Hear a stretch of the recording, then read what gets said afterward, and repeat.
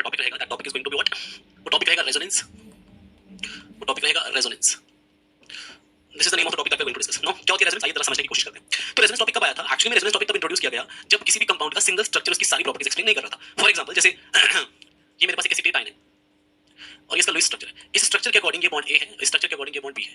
ए का bond order कितना है? बॉन्ड ऑर्डर ऑफ ए है 2 और बॉन्ड ऑर्डर ऑफ बी है 1। ठीक है, यानी according to this structure, according to this structure, इस स्ट्रक्चर के according, according to this structure जो हमारे पास बॉन्ड ऑर्डर है वो किसका ज्यादा है? ए का। और जो बॉन्ड लेंथ होगी वो किसकी ज्यादा होगी? बी की। यानी ए और बी की बॉन्ड लेंथ सेम नहीं है स्ट्रक्चर के अकॉर्डिंग। ए और बी बॉन्ड लेंथ या बॉन्ड बराबर नहीं है। ठीक है, but actually experimentally it was found, experimentally it was found that जो बॉन्ड लेंथ का ट्रेंड है ए बराबर बी होता है। जो बॉन्ड लेंथ का ट्रेंड है वो क्या होता है? ए इज इक्वल टू बी, यानी ए और बी की बॉन्ड लेंथ वो बराबर होती है। ठीक है, ये एक्सपेरिमेंटली पाया गया। तो जब हमें ये चीज पता चली कि ये लुईस स्ट्रक्चर जो है सही इंफॉर्मेशन नहीं दे रहा, इसका मतलब मैं लिख सकता हूं this means this Lewis structure is unable to explain bond length parameters of compound। तो ये चीज क्लियर होगी कि ये जो सिंगल स्ट्रक्चर है ये बॉन्ड लेंथ पैरामीटर या सारी प्रॉपर्टीज को एक्सप्लेन नहीं कर पा रहा, तब इंट्रोड्यूस हुआ था रेजोनेंस। ठीक है, तो रेजोनेंस कब आया? When a single structure is unable to explain all the properties. जब एक सिंगल स्ट्रक्चर सारी प्रॉपर्टीज नहीं समझा पा रहा, तब क्या किया गया? तब जितने पॉसिबल लुईस स्ट्रक्चर थे उस कंपाउंड के वो सारे बनाए गए और उन स्ट्रक्चर्स को रेजोनेटिंग स्ट्रक्चर्स कहा गया। उन स्ट्रक्चर्स को क्या कहा गया? रेजोनेटिंग स्ट्रक्चर्स कहा गया। जैसे अब इस केस में हमारे पास ये सिंगल स्ट्रक्चर एक्सप्लेन कर पा रहा है, तो जितने पॉसिबल लुईस होंगे हम सारे के सारे बनाएंगे, उन स्ट्रक्चर को रेजोनेटिंग स्ट्रक्चर्स कहेंगे। फिर उनका कंट्रीब्यूशन लेंगे और एक हाइब्रिड बनाएंगे, वो हाइब्रिड सारी प्रॉपर्टीज एक्सप्लेन करेगा। मैं समझाता हूं, जैसे आप सिंगल स्ट्रक्चर ने एक्सप्लेन किया तो इसके पॉसिबल लुईस स्ट्रक्चर बनाएंगे। जैसे यहां ए डबल बॉन्ड था और बी सिंगल, वैसे ही दूसरा स्ट्रक्चर बनाएंगे जहां मेरा ए सिंगल होगा और बी डबल होगा। इसे बोलेंगे लुईस स्ट्रक्चर नंबर फर्स्ट, इसे बोलेंगे लुईस स्ट्रक्चर नंबर सेकंड। ठीक है, ये फर्स्ट और सेकंड क्या आ जाएंगे? देखो ये भी पॉसिबल लुईस स्ट्रक्चर जहां एक डबल बॉन्ड है, ये भी पॉसिबल लुईस स्ट्रक्चर जहां एक सिंगल बॉन्ड है। तो 1 and 2 are called as resonating structure. 1 and 2 are called as resonating structures. 1 and 2 are called as resonating structures. But again ना तो ये सिंगल स्ट्रक्चर बताता है ए बराबर बी और ना तो ये स्ट्रक्चर एक्सप्लेन करता है ए बराबर बी। यानी जो रेजोनेटिंग स्ट्रक्चर्स हैं, none of the resonating structure explains A is equal to B, क्योंकि कोई भी resonating structure A is equal to B prove नहीं कर रहा। ठीक है, therefore we take contribution of each structure and forms a hybrid. This hybrid explain all properties. This hybrid explain all properties. ये hybrid सारी प्रॉपर्टीज को explain करेगा। जैसे मैं हाइब्रिड बना के दिखाता हूं तुमको। हाइब्रिड कैसा दिखेगा? हाइब्रिड कैसा दिखेगा? यहाँ पे डबल बॉन्ड है, यहाँ पे सिंगल बॉन्ड है, यहाँ पे पार्शियल डबल आएगा। यहाँ पे क्या आएगा? Partial double.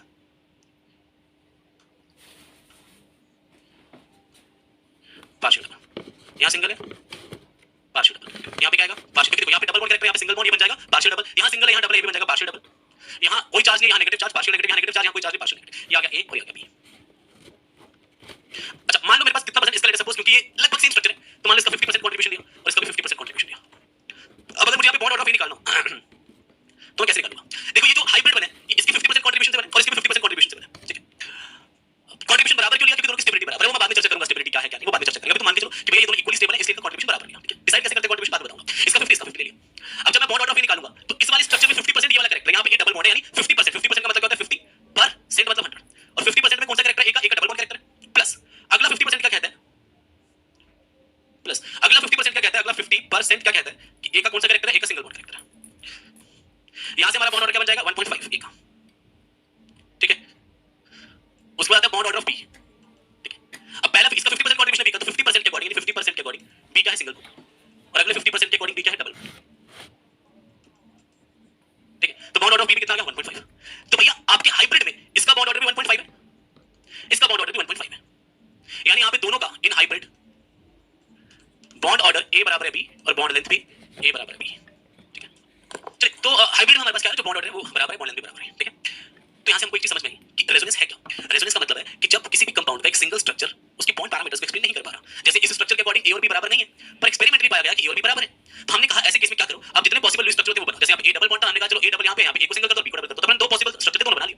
फिर हमने देखा पर ना तो ये स्ट्रक्चर एक्सप्लेन कर रहा, ना ये कर रहा, क्योंकि इसके अकॉर्डिंग में भी बराबर नहीं, इसके अकॉर्डिंग में भी। यानी रेजोनेटिंग स्ट्रक्चर कभी भी आपकी प्रॉपर्टीज को एक्सप्लेन नहीं करते। एक्सप्लेन कौन करता है? आप रेजोनेटिंग स्ट्रक्चर बनाने के बाद उनका एक हाइब्रिड बनाते हो, यानी इसका कंट्रीब्यूशन लोगे, इसका लोगे, तीसरा होता है तो उसका भी लेते हैं, सबका कंट्रीब्यूशन लेके बनाते हैं हाइब्रिड। वो जो हाइब्रिड बनता है वो करता है प्रॉपर्टीज को एक्सप्लेन। जैसे मैंने यहाँ पे हाइब्रिड बना लिया, दोनों को मिला के ए डबल था, यहाँ सिंगल था। ठीक है, तो यहाँ पे पार्शियल डबल। पार्शियल डबल का मतलब क्या होता है कि भैया सिंगल और डबल के बीच में, यानी 1 और 2 के बीच में बॉन्ड ऑर्डर है, दैट इज पार्शियल डबल। ठीक है, वो 1.3 1.4 1.5 1.6 कुछ कह सकते हैं। कितना आएगा चेक किया हमने कहा बॉन्ड ऑर्डर ऑफ ए निकालते हैं। तो इसमें ये जो स्ट्रक्चर, ये जो हाइब्रिड बना है, इसमें 50% इसका कंट्रीब्यूशन है, यानी 50% के अकॉर्डिंग ए क्या है? डबल, तो मैंने लिया 50 पर मतलब डिवाइडेड बाय 100 मतलब 100। 50% के अकॉर्डिंग ए डबल है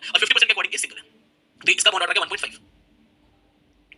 फिर उसका बॉन्ड ऑर्डर ऑफ बी की बात करते हैं। 50% के अकॉर्डिंग बी क्या है, सिंगल है, और 50% के अकॉर्डिंग बी क्या है, डबल है। तो 50% single 50% double, bond order of B कितना आ गया, 1.5। तो यहाँ पे बॉन्ड ऑर्डर ए बराबर बी आ गया और बॉन्ड लेंथ बी बराबर बी, तो हाइब्रिड एक्सप्लेन करा, इसलिए हाइब्रिड एक्सप्लेन। ठीक है, तो अगर मुझे रेजोनेंस की डेफिनेशन लिखनी है कि रेजोनेंस होता क्या, तो मैं लिख सकता हूं बिल्कुल जिम्मेदारी के साथ, यहाँ पे कोशिश कर सकता हूं मैं लिखने की कि रेजोनेंस है क्या, व्हाट इज रेजोनेंस। तो हम लिखेंगे कि रेजोनेंस क्या होता है, when a single structure is unable to explain all properties of a compound. When a single structure is unable to explain all properties of a compound, then we draw all possible Lewis structures called as resonating structures. ठीक है, when a single structure is unable to explain all the properties of a compound, then we draw all possible Lewis structures called as resonating structures. ठीक है, then we take contribution of each resonating structure to form hybrid called as resonance hybrid. Called as resonance hybrid. ठीक है, called as resonance hybrid. Now this resonance hybrid explain all the properties. This resonance hybrid explain all the properties. Explain all properties. ये जो resonance hybrid है, ये सारी properties को explain करता है। ये हमारी resonance की definition आ गई। ठीक है, अच्छा एक और example से समझा देते हैं तुमको। Let us take one more example ताकि थोड़ा और better understanding हमारी concept की हो जाए। जैसे मान लो मैंने कार्बोनेट ले लिया। ठीक है, कार्बोनेट में 3 बॉन्ड है, कार्बन ऑक्सीजन, ये है, ये बी है और ये सी है। तो अगर मैं सिंगल स्ट्रक्चर की बात करूं यहाँ पे, ठीक है, तो यहाँ पे एक्सपेक्टेड क्या है, एक्सपेक्टेड तो यही है कि जो बॉन्ड ऑर्डर है वो ए का ज्यादा है, बॉन्ड ऑर्डर 2 है, और बी और सी का सिंगल सिंगल है। तो अगर बॉन्ड ऑर्डर का ट्रेंड है तो bond length, single bond length ज्यादा होती है, तो बी बराबर है सी और ए की कम होगी। ये एक्सपेक्टेड था। एक्सपेरिमेंटल बॉन्ड लेंथ का ट्रेंड क्या है, ए बराबर है बी बराबर है C. Again single structure is unable, this single structure is unable to explain A बराबर है बी बराबर है सी। ये सिंगल स्ट्रक्चर अनएबल है टू एक्सप्लेन ए बराबर है बी बराबर है सी, नहीं एक्सप्लेन कर सकता। Therefore what we will do, therefore we will draw all possible Lewis structures. अब सारे possible Lewis structure बनाते हैं, आ जाओ। जैसे पहला आ गया C double bond O single bond O minus single bond O minus. Second आ गया C single bond O minus double bond O single bond O minus. Then C single bond O minus single bond O minus double bond O। A B C A B C A B C। पहले में A double, दूसरे में B double, तीसरे में C double. तो ये आ गया resonating structure. क्या आ गया, रेजोनेटिंग स्ट्रक्चर। ये फर्स्ट रेजोनेटिंग स्ट्रक्चर आ गया, ये सेकंड रेजोनेटिंग स्ट्रक्चर आ गया, ये थर्ड रेजोनेटिंग स्ट्रक्चर आ गया। ठीक है, कंट्रीब्यूशन सबका क्या क्या लेना है, अपन सबका बराबर ही लेते हैं। तो अगर मैं कंट्रीब्यूशन की बात करूं, इसका 1/3, इसका 1/3, इसका 1/3, सबका कंट्रीब्यूशन 1/3 1/3 1/3 ले लिया। अब अपन हाइब्रिड बना लेते हैं। हाइब्रिड हमें कैसे दिखेगा, ये प्योर डबल, यहां पे डबल, यहां पे सिंगल, वहां पे सिंगल, तो क्या रहेगा, partial double.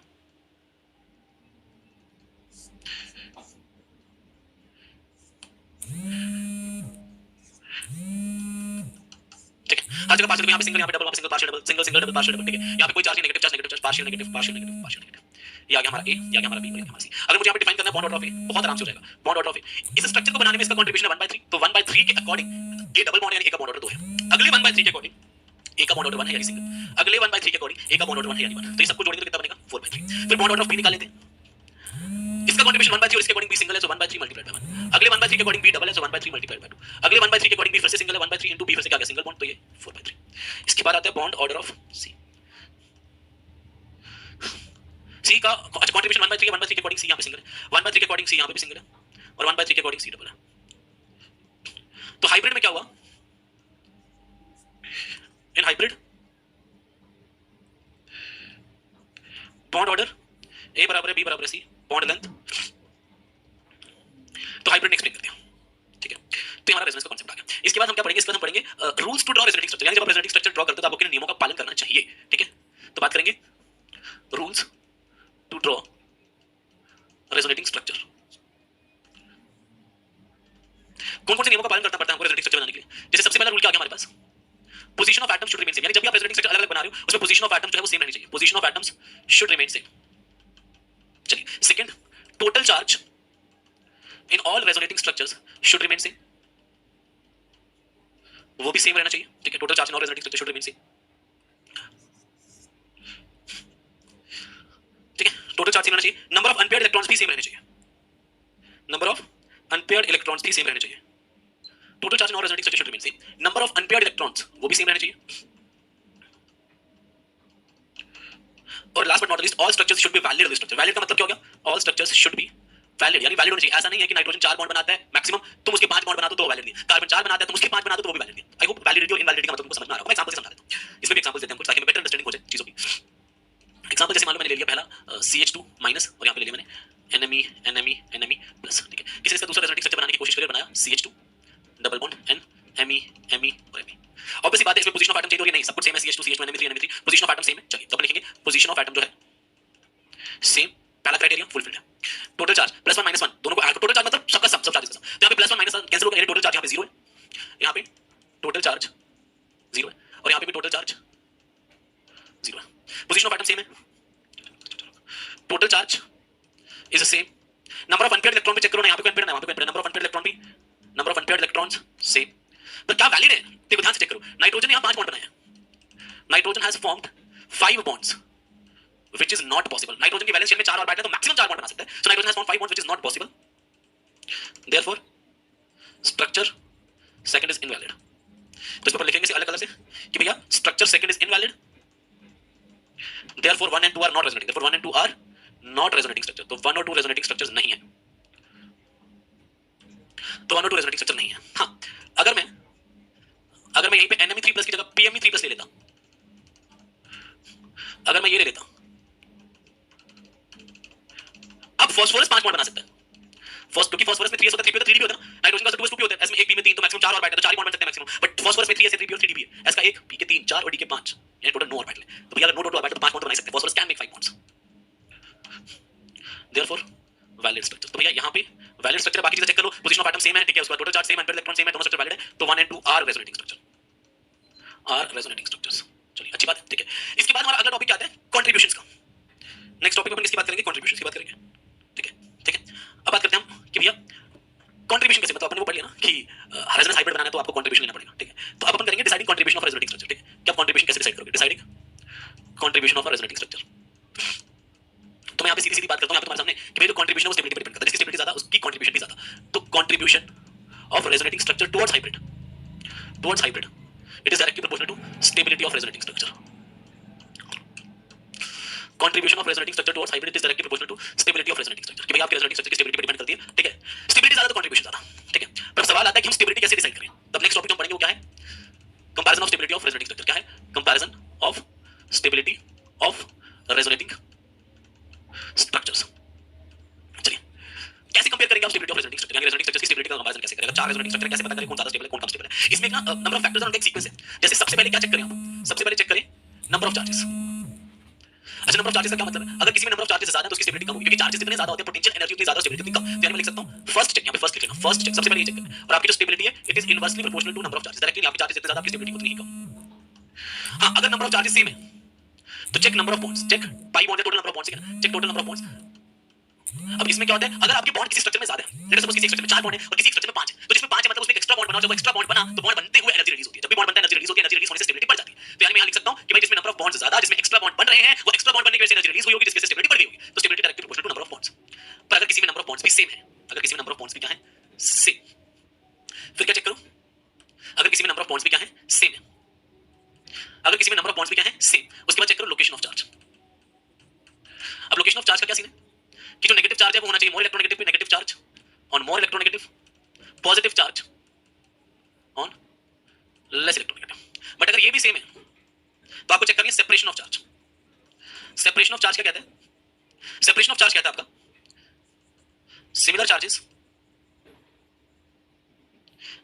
Should be far, similar charges should be far, opposite charges should be close. क्योंकि सिमिलर में रिपल्शन होता है तो दूर होना चाहिए, अपोजिट में अट्रैक्शन होता है तो पास होना चाहिए, opposite charges should be close,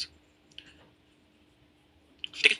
इसको थोड़ा अलग कलर से कर देते हैं ताकि समझ में आ जाए कि हमारा ये डायरेक्शन, अगर सेम आया तो यहां जाना है, अगर सेम आया तो यहां जाना है, अगर सेम आया तो यहां जाना है, और अगर ये भी सेम आया, अगर ये भी सेम आया तो चेक करना stability of resonating structure.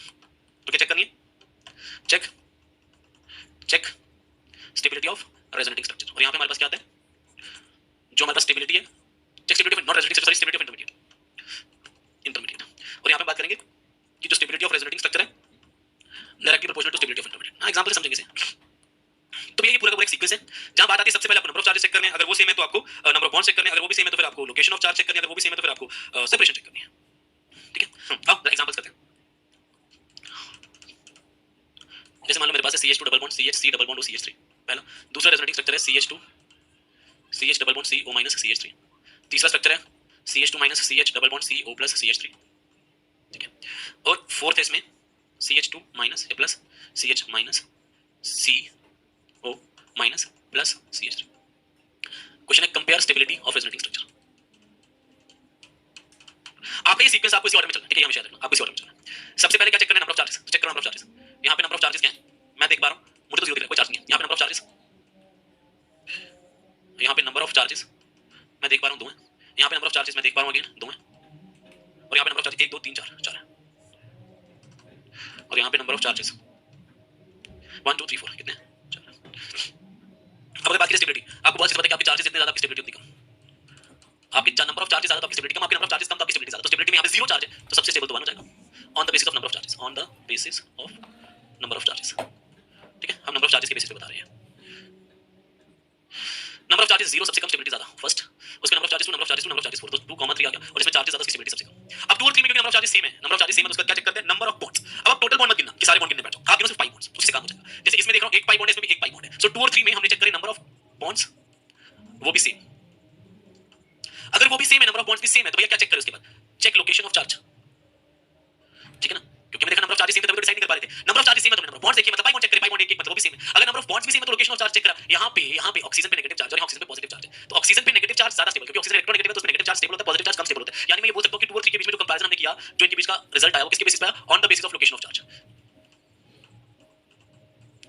On the basis of location of charge. और लोकेशन ऑफ चार्ज के बेसिस पे भी कार्बन पे पॉजिटिव और ऑक्सीजन पे नेगेटिव स्टेबल होता है, कार्बन पे नेगेटिव ऑक्सीजन पे पॉजिटिव स्टेबल नहीं होता। सो 1 1 के बाद हमारा आ गया 2 2 के बाद हमारा आ गया 3 3 के बाद हमारा आ गया 4। ये आंसर आ गया। ठीक है, अच्छा एक और सवाल कर लेते हैं।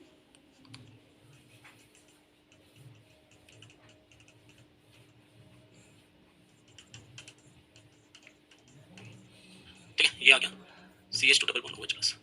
अब चेक करते हैं, सिस्टमैटिकली चलेंगे। सबसे पहले नंबर ऑफ चार्जेस चेक करो, मैंने लिखा check number of charges, check करो एक एक same. Check number of bonds, यानी पाई बॉन्ड चेक करो, यहाँ पे कोई भी नहीं, यहाँ पे ये एक्स्ट्रा पाई बॉन्ड है। तो नंबर ऑफ बॉन्ड्स में अपन ने क्या देखा कि second has more number of bonds, therefore second is more stable then first. अब तुम यहाँ कमाल की बात देखो, कमाल की बात यहाँ पे ये है, कमाल की बात यहाँ पे ये है, कमाल की बात यहाँ पे है कि मैंने यहाँ पे लोकेशन ऑफ चार्ज देखा कि कार्बन पे पॉजिटिव चार्ज ज्यादा स्टेबल होता है, ऑक्सीजन पे कम होता है। नहीं, क्योंकि इसकी प्रोबेबिलिटी में तीसरा नंबर आता है, उससे पहले नंबर ऑफ बॉन्ड्स ने डिसाइड कर लिया। ठीक है, आप एक चीज समझो, यहाँ पे अपन ने we have not considered position of charge, otherwise answer बदल जाता। Position of charge because number of bonds has already decided stability. तो नंबर ऑफ बॉन्ड्स ने पहले ही स्टेबिलिटी डिसाइड करके रख दी है, इसलिए हम ये नहीं करेंगे। ठीक है, चलिए आगे बढ़ते हैं। क्वेश्चन नंबर तीसरा कर लेते हैं। CH2 minus C double bond O CH3, CH2 double bond CO minus CH3। अब अगर यहाँ पे चेक करें, ठीक है, अगेन 1 और 2 के बीच में,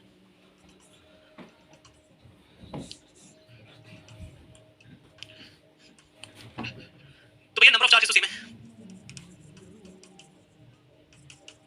अगर नंबर ऑफ चार्जेस सेम है तो उसके बाद क्या चेक करते हैं, नंबर ऑफ बॉन्ड्स। तो number of bond pi bond यहाँ पे तो नंबर ऑफ बॉन्ड्स चेक, वो भी सेम है।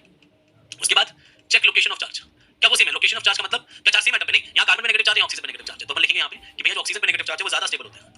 Negative charge on oxygen is more stable, therefore resonating structure second is more stable then first. तो यहाँ पे लोकेशन के बेसिस पे बताया।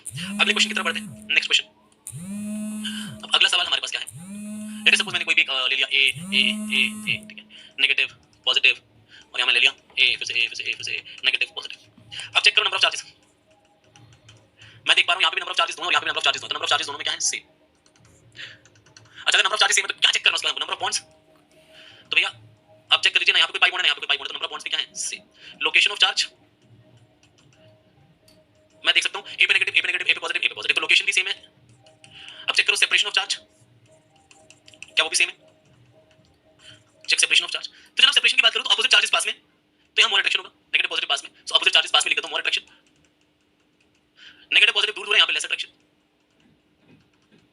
More attraction more stability, less attraction less stability. तो यानी मैं बोल सकता हूं सेपरेशन के बेसिस पे, ठीक है, in first opposite charges are close to each other, therefore more attraction, और मोर अट्रैक्शन का मतलब मोर स्टेबिलिटी। तो ऑब्वियसली जो फर्स्ट वाला है वो ज्यादा स्टेबल है। चलिए एक और सवाल कर लेते हैं, क्वेश्चन नंबर 5, ठीक है। एक्चुअली कंपैरिजन ऑफ स्टेबिलिटी वगैरह हो जाएगा ना, तो इसके बाद हमारा रेजोनेंस वाला जो चीज है वो खत्म हो जाएगी। फिर हम डिलोकलाइजेशन वाली चीज पे आएंगे। डिलोकलाइज सिस्टम क्या होते हैं, क्या क्या उसकी कंडीशंस होती हैं, कौन कौन से टाइप्स के डिलोकलाइजेशन होते हैं, ठीक है। फिर इस पूरे प्रोसेस का हम एप्लीकेशन कर लेंगे और ये सब करने के बाद हमारा सेकंड लेक्चर है वो खत्म हो जाएगा, ठीक है। और उसके बाद थर्ड लेक्चर में हम क्या करेंगे, थर्ड लेक्चर में will be discussing about mesomeric, फिर हम मेसोमेरिक पे आ जाएंगे, ठीक है। और फोर्थ लेक्चर हमारा जो रहेगा वो रहेगा हाइपर कॉन्जुगेशन का। तो मोस्ट प्रोबेबली हमारे 4 लेक्चर रहेंगे, ठीक है। मैं बता रहा हूं संख्या कितने लेक्चर की संख्या होगी हमारी। कोशिश करेंगे तीसरा हाइपर कॉन्जुगेशन भी खत्म कर दें, ठीक है। बट एटलीस्ट नहीं तो 4 मतलब 4 लेक्चर मान के चलो हमारे इलेक्ट्रॉनिक इफेक्ट्स खत्म हो जाएंगे। उसका एप्लीकेशन ऑफ इलेक्ट्रॉनिक इफेक्ट्स की जब बात आएगी तो इंटरमीडिएट मान लो तुम्हारे 2 लेक्चर लेंगे यानी 6 लेक्चर, आज से बेस तुम्हारे 2 लेक्चर लेंगे यानी 8, और 2 लेक्चर तुम्हारे आर्मर से ले सकते हैं यानी 10 लेक्चर में हमारा जो जीओसी है वो कंप्लीट हो जाएगा। कोशिश करूंगा कि 9 हो जाए, ठीक है। कोशिश मेरी यही रहेगी कि 9 लेक्चर्स में कंप्लीट हो जाए, ताकि कम से कम लेक्चर्स में कम से कम समय में हम ज्यादा से ज्यादा कंटेंट जो वो कर समझ पाए। एग्जांपल भी ठीक ठाक ले रहे हम 4 4 5 5 एग्जांपल हर एक ले रहे हैं। चलिए यहां पे बात कर लेते हैं अपन CH2 प्लस CH डबल बॉन्ड CH3 CH3, इसका दूसरा रेजोनेटिंग स्ट्रक्चर है CH2 double bond CH CH3 CH3 plus. दोनों में डिफरेंस क्या है ये देखते हैं। करना आपने वही है जो हम हमेशा से करते हैं। सबसे पहले check number of charges, number of charges यहां भी है कि वहां भी है, नंबर ऑफ चार्जेस से। उसके बाद चेक नंबर ऑफ बॉन्ड्स, जितना मैं देख पा रहा हूं यहां भी एक पाई बॉन्ड है, यहां भी एक पाई बॉन्ड है से। उसके बाद चेक लोकेशन ऑफ चार्ज, जितना मैं देख पा रहा हूं यहां पे भी पॉजिटिव चार्ज कार्बन पे, आप सिर्फ एलिमेंट देखने के पॉजिटिव चार्ज और यहां पे भी कार्बन पे है ना, तो लोकेशन ऑफ चार्ज भी मैं क्या बोलूंगा सेम, क्योंकि सेम एलिमेंट पे पॉजिटिव चार्ज है कार्बन कार्बन, सो हम लोकेशन सेम मानेंगे। सेपरेशन का कांसेप्ट नहीं आ रहा क्योंकि अब एक ही चार्ज है तो सेपरेशन का कांसेप्ट लगेगा नहीं। सेपरेशन का कांसेप्ट तो 2 लगता है, अगर 2 या 2 से ज्यादा चार्जेस होते तो जब सेपरेशन लगे नहीं मतलब सेपरेशन भी सेम ही कह सकते हैं उसको, कि सेपरेशन को डिसाइड नहीं करेगी सेम। उसके बाद में क्या आता है चेक स्टेबिलिटी ऑफ इंटरमीडिएट। अभी अभी अपने लास्ट लेक्चर में तो करा था ना, लास्ट लेक्चर में करा था कि कार्बोकेटाइन ये है 1 डिग्री, इसके साथ एक कार्बन जुड़े और ये है 1 2 3 डिग्री, ये 3 डिग्री। तो सबको पता है कि 3 डिग्री कार्बोकेटाइन जो है वो ज्यादा स्टेबल होता है। 3 degree carbocation is more stable then 1 degree. Therefore जो स्टेबिलिटी ऑफ रेजोनेटिंग स्ट्रक्चर होगी, स्टेबिलिटी ऑफ रेजोनेटिंग स्ट्रक्चर में सेकंड वाला ज्यादा स्टेबल होगा फर्स्ट वाले से। Second resonating structure is more stable then first. तो ये हमारे पास आ गया स्टेबिलिटी ऑफ रेजोनेटिंग स्ट्रक्चर की बात है। और जिसकी स्टेबिलिटी ज्यादा उसका कंट्रीब्यूशन भी ज्यादा, ये तो ऑटोमेटिक सी बात है, क्लियर हो जाता है। चलिए एनीवेज हम आगे बढ़ते हैं ना, कोई दिक्कत नहीं। आगे बढ़ते हैं दोस्तों, बात करते हैं अपन इसकी डीलोकलाइजेशन या डीलोकलाइज्ड पाई बॉन्डेड सिस्टम की। तुम्हारा अगला टॉपिक क्या आएगा, डीलोकलाइजेशन। डीलोकलाइजेशन ये एक इंपॉर्टेंट टॉपिक है, ठीक है। एक important topic, I think it will take almost 1 घंटा लग जाएगा, और 1 घंटा जब लगेगा तो ये हो जाएगा कंप्लीट, ठीक है। डीलोकलाइजेशन यानी जिसमें क्या पढ़ेंगे, delocalised pi bonded system. Delocalisation में अपन क्या पढ़ते हैं बेसिकली, इसमें पढ़ते हैं delocalised pi bonded system, delocalised pi bonded systems, ठीक है। डीलोकलाइज्ड पाई बॉन्डेड सिस्टम पढ़ते हैं अपन। सवाल आती है कि सर कंडीशंस क्या है डीलोकलाइज्ड पाई बॉन्डेड सिस्टम की, कि भाई हमको कैसे पता चलेगा कि कोई पाई बॉन्डेड सिस्टम डीलोकलाइज्ड है या नहीं है। तो पहले बात करते हैं कंडीशन ऑफ डीलोकलाइजेशन की। तो जनाब अगर मैं कंडीशन ऑफ डीलोकलाइजेशन की बात करूं तो कंडीशन ऑफ डीलोकलाइजेशन मेरे पास 2 होती है। पहला, सिस्टम कॉन्जुगेटेड होना चाहिए for delocalisation. System must be conjugated. System must be conjugated का मतलब that is it should have adjacent parallel p orbitals. It should have adjacent parallel p orbitals, ठीक है। जैसे मेरे पास कोई कार्बन की चेन है, it should have adjacent, adjacent मतलब एक बगल बगल में, parallel p orbital, adjacent parallel, adjacent parallel, adjacent parallel. It should have adjacent and parallel p orbitals. दूसरा, सिस्टम प्लेनर होना चाहिए। Second,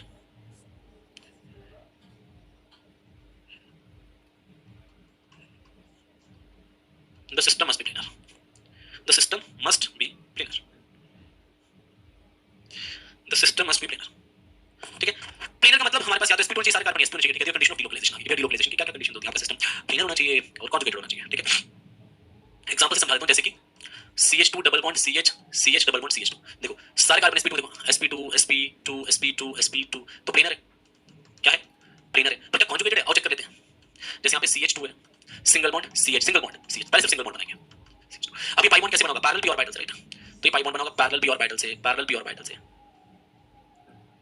pi bond, pi bond. तो देखो ना ये सिस्टम प्लेनर भी है, एंड क्योंकि इसमें पैरेलल एडजेसेंट p ऑर्बिटल्स है, ठीक है, and system planar and conjugated. तो आपका सिस्टम प्लेनर भी है और आपका सिस्टम कॉन्जुगेटेड भी है, ठीक है। तो आपके अगर सिस्टम प्लेनर है, कॉन्जुगेटेड है, तो आपका डीलोकलाइजेशन होगा, अदरवाइज आपका डीलोकलाइजेशन नहीं होगा। ये 2 कंडीशंस आपको पता होनी चाहिए, ठीक है। चलिए दोस्तों आगे बढ़ते हैं और बात करते हैं टाइप्स ऑफ डीलोकलाइजेशन की। टाइप्स ऑफ डीलोकलाइजेशन की बात करते हैं। अगर टाइप्स ऑफ डीलोकलाइजेशन की बात की जाए तो कितने टाइप का डीलोकलाइजेशन होता है। एक होता है पाई बॉन्ड डीलोकलाइजेशन, दूसरा होता है lone pair pi bond delocalisation, lone pair pi bond delocalisation, तीसरा होता है vacant orbital pi bond delocalisation, चौथा होता है radical pi bond delocalisation, radical pi bond delocalisation. तो 4 तरह के डीलोकलाइजेशन होते हैं, ठीक है। कितने तरह के डीलोकलाइजेशन होते हैं, 4 तरह के। Pi bond delocalisation, lone pair pi bond delocalisation, ठीक है। पाई बॉन्ड का वेकेंट ऑर्बिटल के साथ और पाई बॉन्ड का रेडिकल के साथ, तो ये 4 तरह के डीलोकलाइजेशन है। एक एक करके डिस्कस करेंगे। सबसे पहले बात कर लेते हैं किसकी, पाई बॉन्ड डीलोकलाइजेशन की।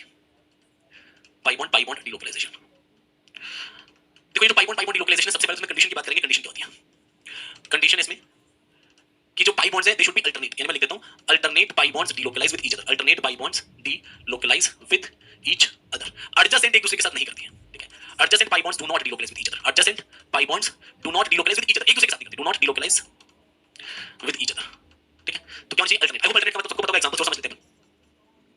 जैसे ये है डबल पाई बॉन्ड, सिंगल, फिर ये पाई बॉन्ड है. तो मान लो ये पाई बॉन्ड मेरे पास, इसको मैं नाम देता हूं A, इस पाई बॉन्ड को B देता हूं. तो ये adjacent नहीं, अगल बगल में नहीं है, एक छोड़ के है ना. सो A and B are alternate pi bonds, therefore will delocalize with each other. पर वहीं पर अगर मैं एक एग्जांपल ले लूं,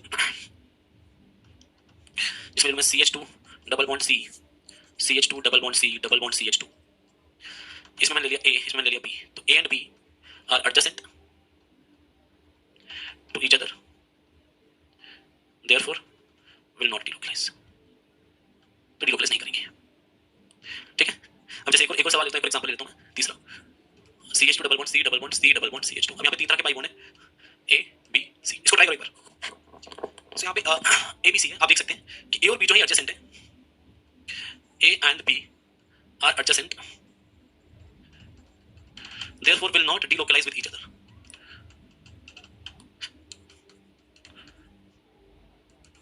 ठीक है. उसके बाद B and C are adjacent to each other, therefore will not delocalize with each other. एक दूसरे के साथ, ठीक है. A भी आपस में adjacent नहीं करेंगे, B C आपस में adjacent नहीं करेंगे, पर A and C are alternate. देखो ना, A C are alternate to each other, therefore will delocalize with each other. तो A और C जो है, क्योंकि वो alternate है, तो वो एक दूसरे के साथ delocalize बिल्कुल करेंगे. बिल्कुल जनाब, ठीक है. अब जरा बात कर लेते हैं इसमें ऑर्बिटल ओवरलैप की, ठीक है. ये तो अपन एग्जांपल कर रहे थे ना, पहले हमने कंडीशन करी थी कि इसको अपन बोलते थे कंडीशन हमारे पास, दिस इज A, ठीक है. कंडीशन के बाद अपन बात करेंगे, कंडीशन डिस्कस करने के बाद अपन बात करेंगे B. ऑर्बिटल ओवरलैप क्या होता है इस डिलोकलाइजेशन के दौरान, ठीक है. अगर मैं ऑर्बिटल ओवरलैप की बात करूं, ठीक है, तो ऑर्बिटल ओवरलैप में क्या होता है हमें, जैसे मान लीजिए मैंने यहां पे ले लिया CH2, ठीक है, डबल बॉन्ड CH, मैंने लिया CH2 डबल बॉन्ड CH, यहां ले लिया C डबल बॉन्ड O और यहां CH3. यहां मेरे पास आ गया अपना क्या, पाई स्टार. ऑब्वियसली CO का, किसका पाई स्टार, CO का. अब क्या होता है बेसिकली हमारे पास ऑर्बिटल ओवरलैप यहां से हो जाएगा, डायरेक्शन ऑफ इलेक्ट्रॉन फ्लो भी हो जाएगा, ठीक है. आपका जो इलेक्ट्रॉन फ्लो होता है ना, वो हमेशा किसकी तरफ होता है, टुवर्ड्स मोर इलेक्ट्रोनेगेटिव एलिमेंट की तरफ. आपका जो मोर इलेक्ट्रोनेगेटिव एलिमेंट है ना, उसकी तरफ आपका इलेक्ट्रॉन फ्लो रहता है, ठीक है. किसकी तरफ रहता है, मोर. अब जैसे यहाँ पे इलेक्ट्रॉन फ्लो जो है, मैं इलेक्ट्रॉन के फ्लो की बात करूं कि इलेक्ट्रॉन कहां जाएंगे, ऑब्वियसली पाई बॉन्ड डिलोकलाइजेशन होगा. ये पाई बॉन्ड इस पाई बॉन्ड के साथ डिलोकलाइज करेगा, पर मैं इलेक्ट्रॉन का फ्लो किस साइड रखूं, क्या कार्बन की तरफ रखूं, नहीं. अगर कार्बन की तरफ रखा तो इलेक्ट्रॉन्स कार्बन पे जाएंगे, नेगेटिव चार्ज कार्बन पे जाएगा, वो स्टेबल नहीं है. पर अगर मैं इलेक्ट्रॉन का फ्लो ऑक्सीजन की तरफ रखूं तो नेगेटिव चार्ज ऑक्सीजन पे आएगा और ऑक्सीजन पे नेगेटिव चार्ज ज्यादा स्टेबल. तो बेसिकली क्या होता है, जो मेरा इलेक्ट्रॉन फ्लो है, ठीक है, वो किसकी तरफ होता है, यहां से टुवर्ड्स मोर इलेक्ट्रोनेगेटिव. पर जब मैं इलेक्ट्रॉन फ्लो की बात करूंगा और यहां से पाई बॉन्ड का डिलोकलाइजेशन करूंगा, तो ये पाई बॉन्ड यहां से डिलोकलाइजेशन करके जाता है इसके पाई स्टार में, और यहां से पाई बॉन्ड टूटता है और फिर इलेक्ट्रॉन जाते हैं ऑक्सीजन पे. तो बेसिकली यहां से अपने दो चीजें सीखी, एक तो डायरेक्शन ऑफ इलेक्ट्रॉन फ्लो, क्योंकि कार्बन से इलेक्ट्रॉन दूर जा रहे हैं तो यहां पॉजिटिव चार्ज, यहां डबल का सिंगल बॉन्ड, यहां सिंगल का डबल बॉन्ड और यहां डबल का सिंगल बॉन्ड ऑक्सीजन के पास आ रहे हैं तो नेगेटिव चार्ज. तो यहां पे अपने दो चीजें सीखी, एक orbital overlap and direction of electron flow. दो चीजें होगी. तो अपने यहां पे क्या सीखा कि electron flows towards more electronegative element, electron flows towards more electronegative element, electron flows towards more electronegative element, electrons flow towards more electronegative element. और दूसरे इसमें ऑर्बिटल ओवरलैप कौन कौन सा हो रहा है, जहां तक मैं देख पा रहा हूं, ये जो पाई बॉन्ड के इलेक्ट्रॉन होंगे किसमें प्रेजेंट होते हैं, पाई बॉन्डिंग मॉलिक्यूलर ऑर्बिटल. तो मैं लिख सकता हूं पाई bonding molecular orbital of CC and pi star of CO. तो ऑर्बिटल ओवरलैप किसके बीच में, पाई bonding molecular orbital of CC, यानी इसका बॉन्डिंग और CO का एंटी बॉन्डिंग पाई स्टार के बीच में. तो यानी कहीं ना कहीं कौन सा ओवरलैप हुआ, पाई स्टार ओवरलैप. कौन सा ओवरलैप हुआ, पाई स्टार ओवरलैप, ठीक है. तो ये हमारा क्या फर्स्ट टाइप का डिलोकलाइजेशन. अब बात करते हैं सेकंड टाइप का डिलोकलाइजेशन की, यानी loan pair pi bond delocalisation. कौन सा, second P, loan pair pi bond delocalisation, ठीक है, ठीक है. सेकंड हमारे पास आता है, सेकंड हमारे पास आता है lone pair pi bond delocalisation, ठीक है. इन लोन पेयर के पाई बॉन्ड के साथ डिलोकलाइजेशन. अब इसकी कुछ कंडीशन होगी, क्या होती है जनाब इसकी कंडीशन, आइए जरा डिस्कस कर लेते हैं. Loan pair pi bond delocalisation की कंडीशन क्या है. जैसे वहां पे अल्टरनेट पाई बॉन्ड होना चाहिए था, यहां पे क्या चाहिए, there should be an alternate, यहां पे अल्टरनेट पाई बॉन्ड चाहिए, pi bond alternate pi bond to lone pair, ठीक है. क्या गई, there should be an alternate pi bond to lone pair. तो भैया आपका अल्टरनेट पाई बॉन्ड होना चाहिए लोन पेयर में, या फिर इसको क्या बोल सकते हैं, ठीक है, atom next to pi bond, atom next to pi bond should have lone pair. एक ही बात है, आप इसे जैसे मर्जी समझ लो. अर्थात क्या कहना चाहते हैं अंग्रेजी की भाषा में, हम ये कहना चाहते हैं कि अगर किसी एटम के पास, ठीक है, there should be an alternate pi bond to lone pair. Let us suppose मेरे पास एक एटम है जैसे NH2 है, इसके पास लोन पेयर है. अब हम कह रहे हैं कि लोन पेयर की ये होगी एडजेसेंट बॉन्ड, एडजेसेंट नहीं अल्टरनेट, ये एडजेसेंट है, ये अल्टरनेट है, इसके अल्टरनेट में पाई बॉन्ड होना चाहिए, ठीक है. ये एडजेसेंट आ गई, एडजेसेंट चेक नहीं करनी, ये अल्टरनेट आ गई. तो अपन ने बोला alternate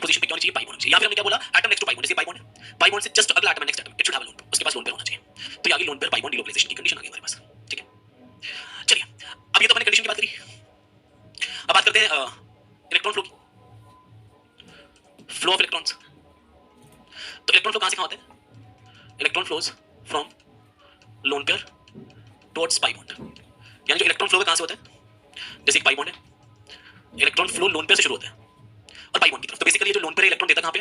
pi star of CC. तो यहां से इलेक्ट्रॉन पाई स्टार में आते हैं, फिर पाई बॉन्ड टूटता है, इलेक्ट्रॉन आगे शिफ्ट हो जाते हैं और फिर इसका एक रेजोनेटिंग स्ट्रक्चर तुम बना सकते हो। वो कैसा दिखेगा? CH2 के पास इलेक्ट्रॉन आ रहे हैं तो इस पे नेगेटिव चार्ज आएगा, यहां डबल का सिंगल बॉन्ड हो जाएगा, ये CH हो जाएगा, यहां सिंगल का डबल बॉन्ड हो जाएगा और नाइट्रोजन क्योंकि इलेक्ट्रॉन दे रहा है तो इस पे पॉजिटिव चार्ज आ जाएगा।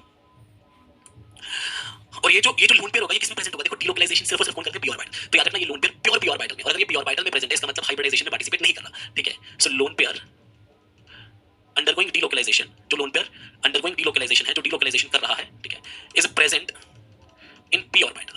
Therefore it is not participating in hybridisation, it is not participating in hybridisation.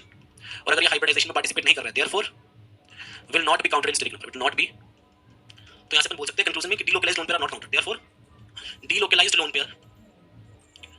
pair are not counted in hybridization। Steric number नहीं काउंट करते, ठीक है। तो डायरेक्शन फ्लो, इलेक्ट्रॉन फ्लो का डायरेक्शन आ गया। दूसरा ऑर्बिटल ओवरलैप, किसके किसके बीच में हो रहा है? ऑर्बिटल ओवरलैप हो रहा है between P orbital and pi star CC, ठीक है, यानी पी पाई स्टार का ओवरलैप है। चलिए आगे बढ़ते हैं और बात करते हैं हमारा तीसरे टाइप का डिलोकलाइजेशन, यानी pi bond vacant orbital delocalisation. अब pi bond vacant orbital delocalisation का मतलब क्या होता है? कि हमारे पास एक पाई बॉन्ड है, ठीक है, इसकी बात तो कंडीशन डिस्कस करते हैं। कंडीशन क्या है? Vacant orbital should have an alternate pi bond. Vacant orbital should have an alternate pi bond, या फिर इसको क्या बोल सकते हैं? और atom next to pi bond should have vacant atomic orbital, should have vacant atomic orbital। उसके पास में vacant atomic orbital होना चाहिए। एग्जांपल से समझ लेते हैं। फॉर एग्जांपल जैसे हमारे पास ये कार्बोकैटायन है, कार्बोकैटायन में सबको पता होना चाहिए कि कार्बोकैटायन में एक vacant orbital होता है हमारे पास, एक vacant p होता है। इसकी अल्टरनेट, ये तो एडजेसेंट, इसकी अल्टरनेट मतलब नेक्स्ट ये पाई बॉन्ड, यहां पे छोटा सा पॉजिटिव चार्ज बना देते हैं, ठीक है। तो अपन ने क्या देखा? ये vacant orbital आ गया, vacant p orbital, और ये आ गया अल्टरनेट पाई बॉन्ड। और यहां फिर अपन क्या बोल सकते हैं? यहां पे क्या बोल सकते हैं कि पाई बॉन्ड का जो अगला atom, atom next to pi bond, atom next to pi bond should have a vacant atomic orbital। Condition. अब कंडीशन के बाद अपन बात करते हैं किसकी? इलेक्ट्रॉन फ्लो की। कंडीशन के बाद अपन बात करते हैं किसकी? इलेक्ट्रॉन फ्लो की, कि भैया इलेक्ट्रॉन फ्लो क्या होना चाहिए। कंडीशन के बाद अपन बात करते हैं इलेक्ट्रॉन फ्लो की, कि इलेक्ट्रॉन फ्लो क्या हो, ठीक है। तो इलेक्ट्रॉन फ्लो क्या रहता है हमारे पास? इलेक्ट्रॉन फ्लो कहां से कहां होता है? From pi bond, electron flows from pi bond towards P orbital, electron flows from pi bond towards P orbital, ठीक है। तो इलेक्ट्रॉन पाई बॉन्ड से कहां फ्लो करते हैं? पी ऑर्बिटल की तरफ फ्लो करते हैं, ठीक है। सो electron flows from pi bond towards P orbital, यानी ये डायरेक्शन रहता है, ठीक है। और फिर इसका रेजोनेटिंग स्ट्रक्चर आराम से बन जाएगा। यहां पे CH2 है, यहां डबल का सिंगल हो जाएगा, यहां सिंगल का डबल हो जाएगा, यहां पे CH2 और ये कार्बन से इलेक्ट्रॉन दूर जा रहे हैं, यहां पे पॉजिटिव चार्ज, ठीक है। सो electron flows from pi bond towards P orbital, that's very simple, ठीक है। दो रेजोनेटिंग स्ट्रक्चर। अब इसमें ऑर्बिटल ओवरलैप क्या हो रहा है? अगर ध्यान से चेक करें, ऑर्बिटल पाई बॉन्ड के जो भी इलेक्ट्रॉन वो किस में होते हैं? पाई बॉन्डिंग मॉलिक्यूलर ऑर्बिटल। तो ऑर्बिटल ओवरलैप हो रहा है पाई bonding molecular orbital of CC with vacant p of carbocation, ये ऑर्बिटल ओवरलैप, ठीक है। Now finally last but not the least हमारे पास चौथे तरह का डिलोकलाइजेशन, यानी रेडिकल पाई बॉन्ड डिलोकलाइजेशन। इसकी बात अपन करने वाले हैं अभी, रेडिकल पाई बॉन्ड डिलोकलाइजेशन की, ठीक है। नेक्स्ट आता है हमारे पास radical pi bond delocalisation.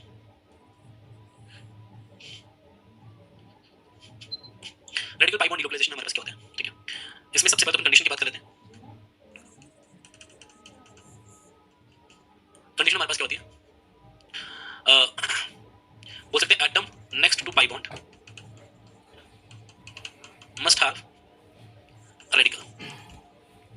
Condition, atom next to pi bond must have radical, या फिर अपन क्या बोल सकते हैं, ठीक है, जो रेडिकल है, एटम हैविंग रेडिकल, या सीधा रेडिकल लिख सकते हैं, radical must have an alternate pi, एक ही बात है ना, must have an alternate pi bond, ठीक है। एग्जांपल से समझते हैं, जैसे मान लो कोई रेडिकल ले लो, कार्बन रेडिकल ले लिया, आपने लिया CH2 रेडिकल। अब ये रेडिकल है, इसकी एडजेसेंट बॉन्ड, ये एडजेसेंट नहीं अल्टरनेट बॉन्ड पाई होना चाहिए, इस पे पाई होना चाहिए। सो ये आ गया मेरा रेडिकल और ये आ गया अल्टरनेट पाई बॉन्ड, ये भैया इसकी कंडीशन। अब इलेक्ट्रॉन फ्लो की बात कर लेते हैं। अब बात इलेक्ट्रॉन फ्लो की कर लेते हैं बी। इसमें इलेक्ट्रॉन फ्लो कैसा होता है, ठीक है। इसमें होता है homolytic cleavage of pi bond. इसमें क्या होता है? Homolytic cleavage of pi bond. तो यानी मान लो मेरे पास एक रेडिकल है, रेडिकल की एडजेसेंट नहीं अल्टरनेट पोजीशन पे ये पाई बॉन्ड है, तो ये पाई बॉन्ड क्या करेगा? रेडिकल को देख के होमोलिटिक क्लीवेज करेगा, और जब ये होमोलिटिक क्लीवेज करेगा तो ये इलेक्ट्रॉन इस इलेक्ट्रॉन के साथ मिलकर पाई बॉन्ड बना देगा। तो यहां बन जाएगा CH2 CH2, ये सिंगल है, ठीक है। ये इलेक्ट्रॉन मिलकर आपस में क्या बना देंगे? डबल बॉन्ड CH, और यहां डबल बनेगा सिंगल बॉन्ड CH2, और यहां पे एक इलेक्ट्रॉन रहेगा रेडिकल, ठीक है। तो यहां पे होमोलिटिक क्लीवेज होता है और ये हमारा इस तरीके से इलेक्ट्रॉन फ्लो है। अगर बात रहे ऑर्बिटल ओवरलैप से डिस्कस करना उतना भी जरूरी नहीं है, फिर भी डिस्कस करना चाहो ऑर्बिटल ओवरलैप में क्या आता है, ये जो रेडिकल है ये पी ऑर्बिटल में, यानी किसके बीच में ओवरलैप होगा, पी ऑर्बिटल और ये पाई बॉन्ड। तो मैं बोल सकता हूं ऑर्बिटल ओवरलैप किसके बीच में है, p orbital of radical and pi bond या pi bonding molecular orbital, pi bonding molecular orbital of pi bonding molecular orbital of pi bonding molecular orbital of C double bond C. ठीक है, तो ये orbital overlap हो गया। तो हमारे पास कुल मिला के कितने तरह के डिलोकलाइजेशन आ गए, 4। तो मैं कंक्लूजन लिख सकता हूं, मेरे पास यहां पे बकायदा कंक्लूजन लिख सकता हूं मैं, कंक्लूजन में लिख सकता हूं कि टाइप्स ऑफ डिलोकलाइजेशन मेरे पास, कंक्लूजन क्या है मेरे पास, ठीक है, कंक्लूजन है कि हमारे पास कितने तरह के डिलोकलाइजेशन होते हैं, पाई पाई डिलोकलाइजेशन जिसमें मेरे पास अल्टरनेट पाई बॉन्ड्स होने चाहिए, बी, ठीक है, अल्टरनेट पाई बॉन्ड्स होने चाहिए, यही काफी है। ठीक है, ऑर्बिटल ओवरलैप होता है, पाई पाई स्टार ओवरलैप होता है, पाई पाई स्टार ओवरलैप होता है, और electron flows towards more electronegative, towards more electronegative element. ठीक है, second lone pair pi bond delocalisation,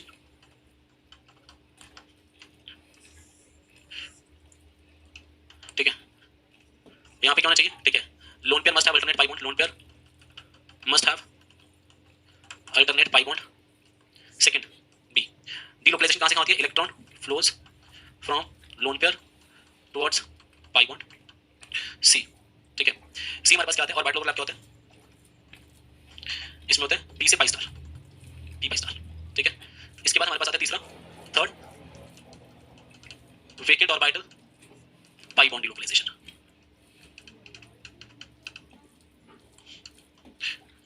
vacant orbital pi bond delocalisation हमारे पास क्या आता है, सबसे पहले इसमें आ जाएगा कि जो मेरे पास जो वेकेंट ऑर्बिटल है must have alternate pi bond. Second, electron flows from pi bond to vacant orbital, और ऑर्बिटल ओवरलैप कौन कौन सा होता है, ऑर्बिटल ओवरलैप होता है पाई बॉन्डिंग, यानी पाई बॉन्डिंग का किसके साथ, पी ऑर्बिटल, तो पाई पी ओवरलैप होता है। And last but not the least हमारे पास क्या आता है, फोर्थ, ये कंक्लूजन बता रहा हूं मैं, फोर्थ हमारे पास आ जाता है radical pi bond, radical pi bond, इसमें क्या आएगा सबसे पहले, radical must have alternate pi bond, must have alternate pi bond. ठीक है, दूसरा इलेक्ट्रॉन फ्लो में क्या आता है, इसमें लिखेंगे सीधा homolytic cleavage of pi bond होता है, homolytic cleavage of pi bond. ठीक है, और ऑर्बिटल ओवरलैप पाई पी, ऑर्बिटल ओवरलैप पाई पी, पाई पी। ठीक है, सो गाइस इसी के साथ हमारा आज का लेक्चर यहीं पे खत्म करेंगे। ठीक है, यहीं पे क्लोज करेंगे। नेक्स्ट लेक्चर हम क्या करेंगे, नेक्स्ट लेक्चर में बता दूं, नेक्स्ट लेक्चर हमारा क्या होगा, नेक्स्ट लेक्चर हमारा क्या होगा, application of delocalisation and mesomeric effect, ये रहेगा हमारा लेक्चर। ठीक है, सो नेक्स्ट लेक्चर में डिस्कस करेंगे guys, and thank you so much for joining in and wish you all the best. तब तक के लिए जय हिंद, जय Bharat.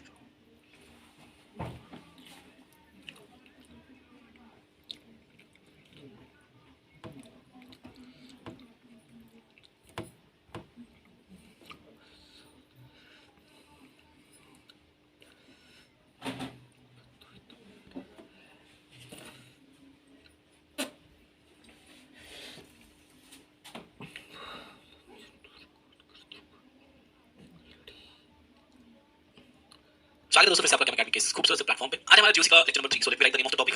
The name of the topic is GOC and this is lecture number 3। Okay, तो last lecture में क्या करा था, डिलोकलाइजेशन वाला जो सारा पार्ट था, रेजोनेंस डिलोकलाइजेशन, ये सारी चीजें कवर करी। आज हम थोड़ा सा एप्लीकेशन पार्ट करेंगे। ठीक है, और एप्लीकेशन पार्ट थोड़ा सा करने के बाद जो नेक्स्ट टॉपिक हम शुरू करेंगे दैट विल बी मेसोमेरिक। ठीक है, तो एप्लीकेशन ऑफ डिलोकलाइजेशन की थोड़ी सी चर्चा कर लेते हैं। हालांकि ये बहुत ही बेसिक टॉपिक है, जैसे कि बाकी सारे के सारे थे। ठीक है, बहुत सारे सवाल तुम इसके बचपन से करते आ रहे हो, है ना? और ये आई थिंक ये मेरे को लगता है वो टॉपिक सबसे ज्यादा शायद यूज होता है आगे आने वाली ऑर्गेनिक केमिस्ट्री में ना, एप्लीकेशन ऑफ डिलोकलाइजेशन।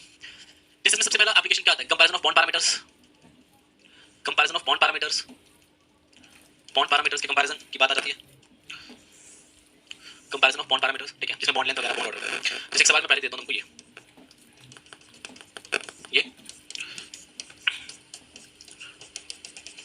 और ये। ठीक है, ये जो बॉन्ड है दिस इज बॉन्ड ए, और ये जो बॉन्ड है दिस इज बॉन्ड बी। ठीक है, उसने बोला कंपेयर बॉन्ड लेंथ, ए और बी की बॉन्ड लेंथ कंपेयर करनी है। अब दोनों में डिफरेंस क्या है, डिफरेंस ये कि यहां लोन पेयर सिंगल बॉन्ड है, कोई डबल बॉन्ड नहीं, तो ये लोन पेयर लोकलाइज्ड है। तो पहला पॉइंट लिख देता हूं, ये लोन पेयर लोकलाइज्ड है, और ये लोन पेयर यहां डिलोकलाइज कर रहा होगा पाई बॉन्ड के साथ। और जब यहां डिलोकलाइजेशन होगा तो उस डिलोकलाइजेशन की वजह से क्या होगा, उस डिलोकलाइजेशन की वजह से यहां नेगेटिव चार्ज, यहां आ जाएगा डबल बॉन्ड, यहां NH2 और यहां पॉजिटिव चार्ज। तो ये एक चीज तो क्लियर है कि due to delocalization B acquires double bond character, due to delocalization जो बी है, B acquires double bond character. और अगर बी में डबल बॉन्ड कैरेक्टर आ रहा है तो उसका बॉन्ड ऑर्डर ज्यादा होगा। तो अगर बॉन्ड ऑर्डर की बात की जाएगी ना दोस्तों, बॉन्ड ऑर्डर की बात करेंगे तो किसका ज्यादा है, बी का। और अगर बॉन्ड लेंथ की बात करेंगे तो वो किसकी ज्यादा होगी, एक की। Very simple question. अब जैसे सवाल कर लेते हैं अपन,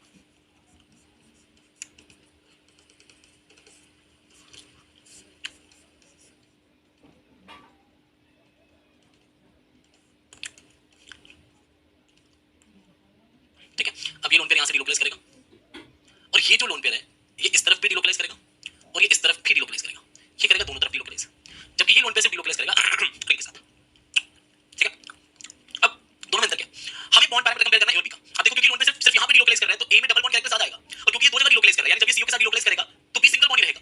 तो यहां से एकदम क्लियर है कि क्रॉस कॉन्जुगेशन की वजह से, क्रॉस कॉन्जुगेशन मतलब लोन पेयर यहां भी जा रहा है, लोन पेयर वहां भी जा रहा है, लोन पेयर अपने जीवन का समय दो जगह इन्वेस्ट कर रहा है, वहां 50% 50% यहां पे, तो यहां डिलोकलाइजेशन कम हो रहा है तो यहां डबल बॉन्ड कैरेक्टर कम आएगा। तो अगर मैं बात करूं डबल बॉन्ड कैरेक्टर की तो ये डबल बॉन्ड कैरेक्टर कहां ज्यादा आएगा, तो डबल बॉन्ड कैरेक्टर जो है वो ऑब्वियसली ए में ज्यादा आएगा। यानी अगर मैं बात करूं बॉन्ड ऑर्डर की तो बॉन्ड ऑर्डर कहां ज्यादा आएगा, ए में, और अगर मैं बात करूं बॉन्ड लेंथ की,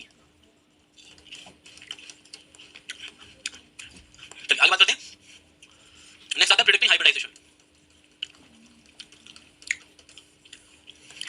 प्रिडिक्टिंग हाइब्रिडाइजेशन में क्या होता है, मान लीजिए अगेन मैंने सेम एग्जांपल चिपकाना है तुमको, ये मैंने लिया और यहां मैंने एनिलीन ले लिया, साइक्लोहेक्साइलामीन और एनिलीन।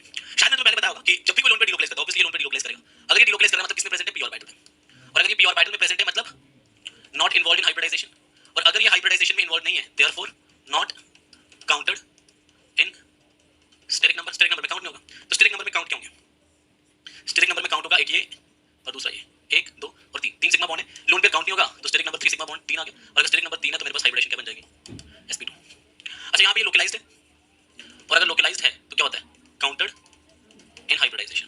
अब अगर इसे काउंट करना है हाइब्रिडाइजेशन में तो कितने होंगे, 1 2 3 4, तो स्टेरिक नंबर कितना आ गया 4, और अगर स्टेरिक नंबर 4 है तो हाइब्रिडेशन क्या आ गई, sp3।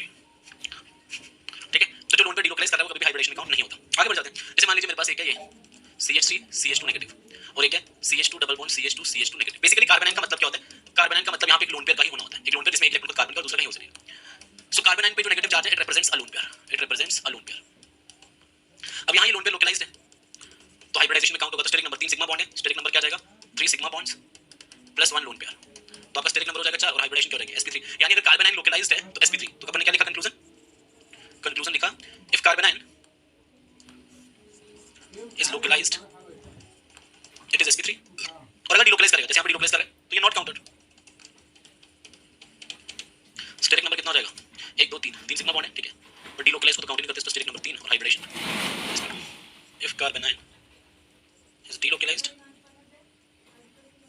It is sp2। इसके बाद और क्या आता है, कंपैरिजन ऑफ बेसिक स्ट्रेंथ। ठीक है, बेसिक स्ट्रेंथ। अब जैसे मान लो मेरे पास आई हैव दिस CH3NH2, यहाँ पे लोन पे लोकलाइज्ड है और मेरे पास CH2 डबल बॉन्ड CH और यहाँ पे NH2। ठीक है, तो यहाँ जो लोन पेयर है कैसे, दिस इज लोकलाइज्ड, और यहाँ जो लोन पेयर है वो क्या कर रहा है, डीलोकलाइज्ड। ठीक है, अब ऑब्वियसली अगर कोई lone pair localized lone pair है तो more available for H+, more available for H+, और अगर मोर अवेलेबल है देयरफॉर मोर बेसिक। अब यहाँ पे डीलोकलाइज कर रहा है, so due to delocalization lone pair is less available for H+, therefore loan is less available for H+, therefore less basic। तो मैं साफ-साफ लिख रहा हूं कि due to delocalization basic strength decreases, लिख सकता हूं due to delocalization basic strength decreases. ठीक है, इसके बाद क्या आता है next, stability of intermediate. Fourth आता है स्टेबिलिटी ऑफ इंटरमीडिएट्स। देखो कोई भी तरह का इंटरमीडिएट चाहे कार्बोकेटाइन हो चाहे कार्बोनाइन हो चाहे रेडिकल, डीलोकलाइजेशन से हमेशा स्टेबिलिटी बढ़ती ही है। ठीक है, और वो लॉजिक तुमको समझ में भी आ जाएगा। आई होप बेसिक स्ट्रेंथ समझ में आएगा ना, क्योंकि लोन पे लोकलाइज्ड है तो स्पेशली ज्यादा अवेलेबल है, और अगर कोई लोन पे डीलोकलाइज्ड है तो लेट अस सपोज मैं H+ हूं, मुझे पता है अगर मैं इसके पास जाऊंगा तो ये लोन पे हमेशा नाइट्रोजन पे मिलेगा, मुझे श्योरिटी है कि लोन पे मिलना ही मिलना है नाइट्रोजन पे। मान लो मैं H+ हूं, मैं यहां गया नाइट्रोजन पे लोन पे लेने के लिए, ठीक है, क्योंकि H+ का काम है लोन पे लेना, बेस का काम है H+ एक्सेप्ट करना। अगर मैं मान लिया चला गया तो हो सकता है वो लोन पे घुमा फिरी करने यानी डीलोकलाइज करके कार्बन पे चला गया, मैं गया नाइट्रोजन के घर, वो पहुंच गया कार्बन के घर, तो मुझे तो लोन पे नहीं मिला, फिर मैं कार्बन के घर पहुंचा वापस नाइट्रोजन के पास आ गया, तो मतलब आसानी से नहीं मिलेगा, और अगर आसानी से नहीं मिलेगा तो अच्छा बेस नहीं हुआ, तो मैं इसको अच्छा बेस कहूंगा, इसको पूरा बेस कहूंगा।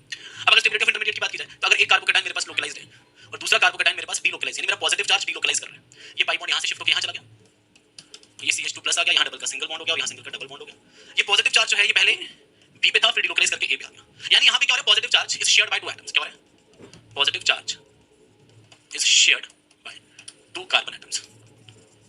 और अगर शेयरिंग हो रही है चार्ज की तो स्टेबिलिटी ऑटोमेटिक, क्योंकि पॉजिटिव चार्ज एक प्रॉब्लम की तरह है, कोई भी चार्ज एक प्रॉब्लम की तरह है। यहां प्रॉब्लम को शेयर करने वाला कोई बंदा नहीं है, यहां प्रॉब्लम को शेयर करने वाला कोई तो है, ये अपनी प्रॉब्लम किसी पे ट्रांसफर कर सकता है थोड़ी देर के लिए। So obviously this system is more stable, therefore more stable. तो मैं यहां से एक चीज ये भी बोल सकता हूं कि जो स्टेबिलिटी ऑफ कार्बोकेटाइन है it is directly proportional to delocalization, is directly proportional to extent of delocalization, extent of delocalization. Same चीज आ जाती है कार्बोनाइन के साथ, ये कैटाइन की बात कर ली, अब तुम एनाइन की कर लो, फिर तुम रेडिकल की कर लो, फर्क क्या पड़ रहा है। अगेन एनाइन में ये लोकलाइज्ड नेगेटिव चार्ज होगा और यहां डीलोकलाइज्ड, तो ये कैसे डीलोकलाइज्ड नेगेटिव चार्ज और ये कैसे localized negative charge. Charge is localized on one atom, और यहां नेगेटिव चार्ज डीलोकलाइज करके अगर पहले बी पे था तो डीलोकलाइज करके कहां पहुंच जाएगा, ए पे, ठीक है। तो नेगेटिव चार्ज डीलोकलाइज कर रहे हैं, यानी प्रॉब्लम को शेयरिंग हो रही है, ठीक है। सो यहां नेगेटिव चार्ज का जो दर्द है वो एक एटम को झेलना पड़ रहा है, और यहां उस दर्द को दो एटम बांट रहे हैं, तो problem is shared by two atoms, तो ये क्या हो जाएगा, मोर स्टेबल। मैं बोल सकता हूं कि जो मेरी स्टेबिलिटी ऑफ कार्बन है it is again directly proportional to extent of delocalization. आपका डीलोकलाइजेशन जितना ज्यादा आपकी स्टेबिलिटी उतनी ही ज्यादा। सेम चीज रेडिकल के साथ होती है, सेम कॉपी पेस्ट। रेडिकल के साथ क्या होता है, मान लो मेरे पास अगेन रेडिकल, अच्छा रेडिकल पे कोई चार्ज नहीं होता, फिर भी मुसीबत तो है। क्यों मुसीबत है, 2 2 4 2 6 और एक 7, इस कार्बन का इनकम्प्लीट ऑक्टेट है, और अगर इनकम्प्लीट ऑक्टेट है मतलब इलेक्ट्रॉन डेफिशिएंट है, मतलब दिख नहीं रहा, पॉजिटिव चार्ज तो नहीं दिख रहा पर गरीबी है। पॉजिटिव चार्ज में क्या होता है ना, गरीबी बाहर से दिख जाती है। तुम समझो कार्बोकैटायन जो है ना, होता है दो तरह के गरीब होते हैं, एक घर बाहर से दिखता है बहुत गरीब, एक बाहर से घर तो गरीबी दिखता है, अंदर जाओ तो गरीबी कूट कूट के भरी है। तो भैया कार्बोकैटायन और फ्री रेडिकल में ये फर्क है कि कार्बोकैटायन को देख के लग जाएगा वो गरीब, कुछ होता है ना दिखने में गरीब दिखते, तो कार्बोकैटायन दिखने में गरीब दिखता है, वो दिख जाता है गरीब देखने से, पर रेडिकल को देखोगे तो गरीबी दिखेगा, वो आम इंसान दिखेगा, मिडिल क्लास फैमिली गरीब नहीं। पर जब उसके अंदर गहराइयों में झांक के देखोगे कि इसके पास 2 2 4 2 6 और एक 7 इलेक्ट्रॉन है, जबकि 8 होने चाहिए ऑक्टेट के लिए, तो यानी कम है, इलेक्ट्रॉन डेफिशिएंट है, गरीब है। और ये गरीबी सिर्फ एक ही एटम झेल रहा है, यहाँ पे गरीबी is not shared with anyone, कोई शेयर नहीं कर रहा इसकी गरीबी की प्रॉब्लम। जबकि आगे यहाँ पे अगर मैं देखूं,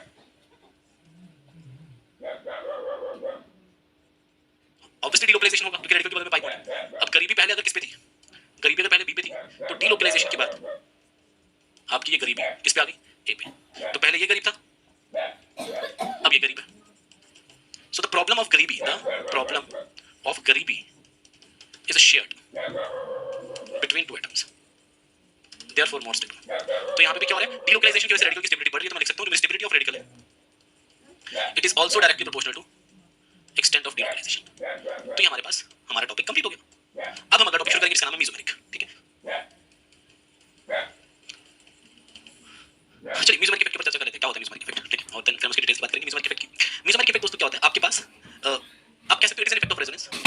रेजोनेंस का एक इफेक्ट है, क्या इफेक्ट है, बेसिकली मेसोमेरिक में क्या होता है, आपने कोई भी पाई बॉन्डेड सिस्टम लेना, आपने कोई भी एक पाई बॉन्डेड सिस्टम लेना, पाई बॉन्डेड सिस्टम, आपने पाई बॉन्डेड सिस्टम लिया, आपने उस पाई बॉन्डेड सिस्टम के साथ अटैच कर दिया लेट सपोज NH2 ग्रुप। अब क्या होगा, ये जो NH2 ग्रुप है, ये पाई बॉन्डेड सिस्टम में NH2 ग्रुप है, लोन पेयर के बगल में पाई बॉन्ड डीलोकलाइज करेगा, तो ये लोन पेयर इस पाई बॉन्डेड सिस्टम को इलेक्ट्रॉन दे रहा है, यानी ड्यू टू रेजोनेंस क्या हुआ, इस पाई बॉन्डेड सिस्टम की इलेक्ट्रॉन डेंसिटी बढ़ गई। और वहीं दूसरी ओर अगर मैं इसी पाई बॉन्डेड सिस्टम के साथ ये C डबल बॉन्ड OH लगा दूं, अब तुम्हें पता है यहाँ पे double bond single bond double bond यानी पाई पाई कॉन्जुगेशन है, यहाँ पे कौन सा कॉन्जुगेशन हो रहा है, lone pair pi bond conjugation. मैं साथ में ये भी रिवाइज करा दूं, loan pair pi bond conjugation हो रहा है, और ऑब्वियसली इसमें जो फ्लो है वो लोन पेयर से शुरू होता है, इलेक्ट्रॉन फ्लो। और यहाँ पे कौन से तरह का कॉन्जुगेशन है, पाई पाई कॉन्जुगेशन, जिसमें फ्लो यानी इलेक्ट्रॉन फ्लो का जो डायरेक्शन है वो किसकी तरफ होता है, टुवर्ड्स मोर इलेक्ट्रोनेगेटिव, यानी यहाँ से किसकी तरफ होगा, ऑक्सीजन की तरफ होगा। तो एक चीज यहाँ से क्लियर दिख रही है कि यहाँ पाई बॉन्डेड सिस्टम से इलेक्ट्रॉन छीने जा रहे हैं, पाई बॉन्डेड सिस्टम से इलेक्ट्रॉन छीने जा रहे हैं, और यहाँ पाई बॉन्डेड सिस्टम को इलेक्ट्रॉन दिए जा रहे हैं, electrons are given to pi bonded system through resonance, are given to pi bonded system through resonance. तो यहाँ दो तरह की चीजें हैं, एक पाई बॉन्डेड सिस्टम को इलेक्ट्रॉन दिए जा रहे हैं और दूसरा पाई बॉन्डेड सिस्टम से इलेक्ट्रॉन छीने जा रहे हैं, ठीक है। यानी एक पाई बॉन्डेड सिस्टम की इलेक्ट्रॉन डेंसिटी बढ़ाई जा रही है और दूसरा पाई बॉन्डेड सिस्टम की इलेक्ट्रॉन डेंसिटी घटाई जा रही है, ठीक है। तो मेसोमेरिक इफेक्ट में क्या होता है, ये चीज होती है। सो अगर मुझे पूछे व्हाट इज मेसोमेरिक इफेक्ट, तो मैं बोलूंगा मेसोमेरिक इफेक्ट में क्या होता है, electron density of a pi bonded system either increases or decreases due to delocalization. Electron density of a pi bonded system either increases or decreases due to delocalization या resonance. ये जो effect है of resonance, this is called as this effect of resonance. This effect of resonance is called as mesomeric effect. इसी को mesomeric effect कहा जाता है। अब अगर बात की जाए भैया mesomeric effect कितने तरह का होता है, कितने टाइप का होता है, तो ये दो टाइप का होता है। कितने टाइप का होता है mesomeric effect? Mesomeric effect तो ऑब्वियसली पता भी चल रहा है, ठीक है। टाइप्स ऑफ mesomeric, अगर टाइप्स ऑफ मेसोमेरिक की बात की जाए तो साफ साफ दिख रहा है कि मेसोमेरिक कितने तरह का होता है, दो तरह का, प्लस एम और माइनस एम। और शायद अब तक तुम ये चीज रियलाइज की होगी, प्लस का मतलब जहां भी जिस भी इफेक्ट से पहले प्लस लगा मतलब वो इलेक्ट्रॉन डोनेटिंग है। तो प्लस एम का मतलब क्या होता है, जहां electrons are donated to pi bonded system through resonance. Minus M का मतलब क्या हो गया, electrons are withdrawn from pi bonded system through resonance. तो एक जगह क्या होता है, इलेक्ट्रॉन डोनेट किए जाते हैं और एक जगह इलेक्ट्रॉन विथड्रॉ किए जाते हैं, ठीक है। जहां डोनेट किए जाते हैं उसका एग्जांपल देख लो, जैसे CH2, जैसे पाई बॉन्डेड सिस्टम है और इसके साथ में यहां NH2 लगा, ये इलेक्ट्रॉन दे रहे हैं pi bonded system, plus M है, ये मेरा पाई बॉन्डेड सिस्टम है और इसको इलेक्ट्रॉन दिए जा रहे हैं, तो कैसा ग्रुप है, प्लस एम। और ऑब्वियसली इलेक्ट्रॉन डेंसिटी बढ़ रही है, माइनस एम में इलेक्ट्रॉन छीने जाते हैं। तो तो आपने एक पाई बॉन्डेड सिस्टम लिया और उसके साथ में आपने लगा दिया C डबल बॉन्ड OH, तो आपने ये ले लिया पाई बॉन्डेड सिस्टम, ठीक है। और इस पाई बॉन्डेड सिस्टम में क्या हुआ, डबल सिंगल डबल इलेक्ट्रॉन छीने गए, ठीक है। तो प्लस में क्या किया जाता है, आपका जो पाई बॉन्डेड सिस्टम में इलेक्ट्रॉन दिए जाते हैं, और माइनस में क्या होता है, जो हमारा पाई बॉन्डेड सिस्टम में इलेक्ट्रॉन छीने जा रहे हैं, विड्रॉ किए जा रहे हैं, ठीक है। सो ये दो तरह की मेसोमेरिक इफेक्ट है। फिर से एक बार रिवाइज करते हैं मेसोमेरिक इफेक्ट क्या होता है। We have a pi bonded system, उस पाई बॉन्डेड सिस्टम को रेजोनेंस के थ्रू या तो इलेक्ट्रॉन दिए जाए, उसकी इलेक्ट्रॉन डेंसिटी बढ़ा दी जाए, और या फिर उसे इलेक्ट्रॉन छीने जाए, this effect is called as mesomeric. कितने टाइप का, दो तरह का, एक रेजोनेंस के थ्रू पाई बॉन्डेड सिस्टम को इलेक्ट्रॉन दिए जाए, जैसे यहाँ पे दिए, दूसरा रेजोनेंस के थ्रू पाई बॉन्डेड सिस्टम से इलेक्ट्रॉन छीने जाए, जैसे यहाँ पे छीन लिए, ठीक है। ये दो तरह के, ठीक है। प्लस और माइनस। अब अपन क्या करते हैं, पहले बात करते हैं प्लस एम ग्रुप्स की, पहले बात करते हैं प्लस एम ग्रुप्स की। बात प्लस एम ग्रुप्स की करें तो सबसे पहले करेंगे आइडेंटिफिकेशन। आप कैसे आइडेंटिफाई करेंगे प्लस एम ग्रुप्स को, तो सबसे पहले हम आइडेंटिफिकेशन का गेम खेलेंगे, identification of plus M group. आप प्लस एम ग्रुप को कैसे आइडेंटिफाई करोगे, कैसे आइडेंटिफाई करोगे, आप ये सोचना है, ठीक है। मतलब सोचने के मैं बताऊंगा, उसको तुमको दिमाग में रखना है। तो प्लस एम ग्रुप को कैसे आइडेंटिफाई करोगे, इसके लिए एक चीज याद रखना, द एटम, मतलब प्लस एम ग्रुप का आइडेंटिफिकेशन बता रहा हूं, the atom directly attached to pi bonded system, जो भी एटम डायरेक्टली अटैच होगा to pi bonded system must have a lone pair, must have a lone pair and complete octet. The atom directly attached to pi bonded system must have a lone pair and complete octet or extended octet. It should not have incomplete octet. It should not have, बस खत्म यार, यही है। यानी पाई bonded system के साथ जो भी atom directly, plus M group की पहचान बता रहा हूं, पाई बॉन्डेड सिस्टम के साथ जो भी एटम डायरेक्टली जुड़ा, उसके पास लोन पेयर होना चाहिए, उसका ऑक्टेट या तो कंप्लीट एक्सटेंडेड यानी 8 से ज्यादा या 8 होने चाहिए इलेक्ट्रॉन्स की वैलेंस शेल, तो प्लस एम ग्रुप है। अब अनगिनत एग्जांपल है, तुम देख सकते हो। अगर बात एग्जांपल की करें तो बहुत सारे एग्जांपल हैं दोस्तों, एन नंबर ऑफ एग्जांपल्स हैं। मैं अभी बता देता हूं, जैसे ये पाई बॉन्डेड सिस्टम, इसके साथ में ये N, ये H, ये H, ये लोन पेयर। अब चेक करो जरा, 2 2 4 2 6 पाई बॉन्डेड सिस्टम, पाई बॉन्डेड सिस्टम के साथ जो एटम डायरेक्टली जुड़े, उसके पास लोन पेयर और उसका ऑक्टेट कंप्लीट है, ठीक है। कैसे होगा, plus M. Pi bonded system के साथ जो एटम डायरेक्टली जुड़ा है, उसके पास लोन पेयर है और क्या उसका ऑक्टेट कंप्लीट है, चेक करो, 2 2 4 2 6 2 8, ऑक्टेट कंप्लीट है, लोन पेयर है, यस। कैसा ग्रुप है, प्लस एम। अब एक एग्जांपल लेता हूं, पाई बॉन्डेड सिस्टम है के साथ जो एटम डायरेक्टली जुड़ा है, उसके पास लोन पेयर है, क्या उसका ऑक्टेट कंप्लीट है, 2 2 4 और 2 6, नहीं, carbon has lone pair but it's octet is incomplete,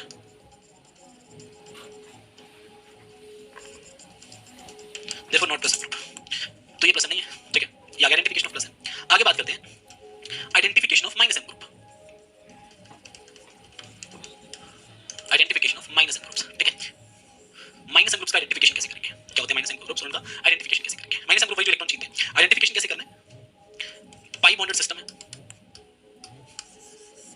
ये हमारा पाई बॉन्डेड सिस्टम है, इसके साथ जो एटम डायरेक्टली जुड़ा होगा, जो भी एटम, इसके साथ जो एटम डायरेक्टली जुड़ा होगा, जो भी एटम एक्स वाई जेड कुछ भी जी, इसके पास एक वेकेंट ऑर्बिटल होना चाहिए, और वो वेकेंट ऑर्बिटल क्या होना चाहिए, या तो पाई स्टार या वेकेंट बी या वेकेंट डी, या तो पाई स्टार या वेकेंट बी या फिर वेकेंट डी। और पाई स्टार भी किसका, ये भी ध्यान रखना, पाई स्टार भी कंडीशन है, pi star of a bond, pi star of a pi bond in which atom directly attached to pi bonded system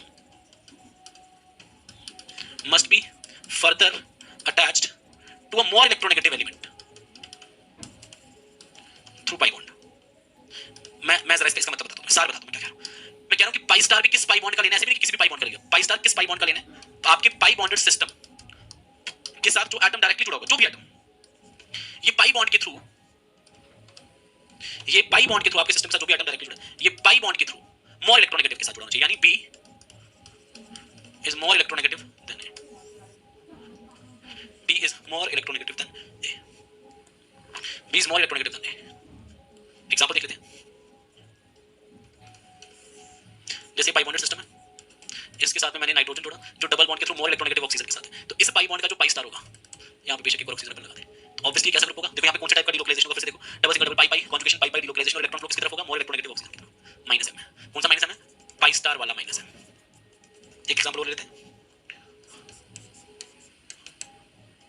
जैसे मान लो मैंने कार्बोकेटाइन ले लिया, कार्बोकेटाइन के पास क्या होता है, वेकेंट बी, तो पाई बॉन्डेड सिस्टम के साथ जो एटम डायरेक्टली जुड़ा है, उसके पास एक वेकेंट पी ऑर्बिटल है जो इलेक्ट्रॉन छीन लेगा। ऑब्वियसली यहां कौन सा, यहां पाई पाई डिलोकलाइजेशन है, आप साथ में टाइप ऑफ डिलोकलाइजेशन भी लिख सकते हो, यहां पाई पाई डिलोकलाइजेशन है। What is this delocalisation, vacant orbital pi bond delocalisation, vacant orbital pi bond delocalisation, जिसमें इलेक्ट्रॉन फ्लो कहां से होता है, pi bond towards vacant orbital minus m।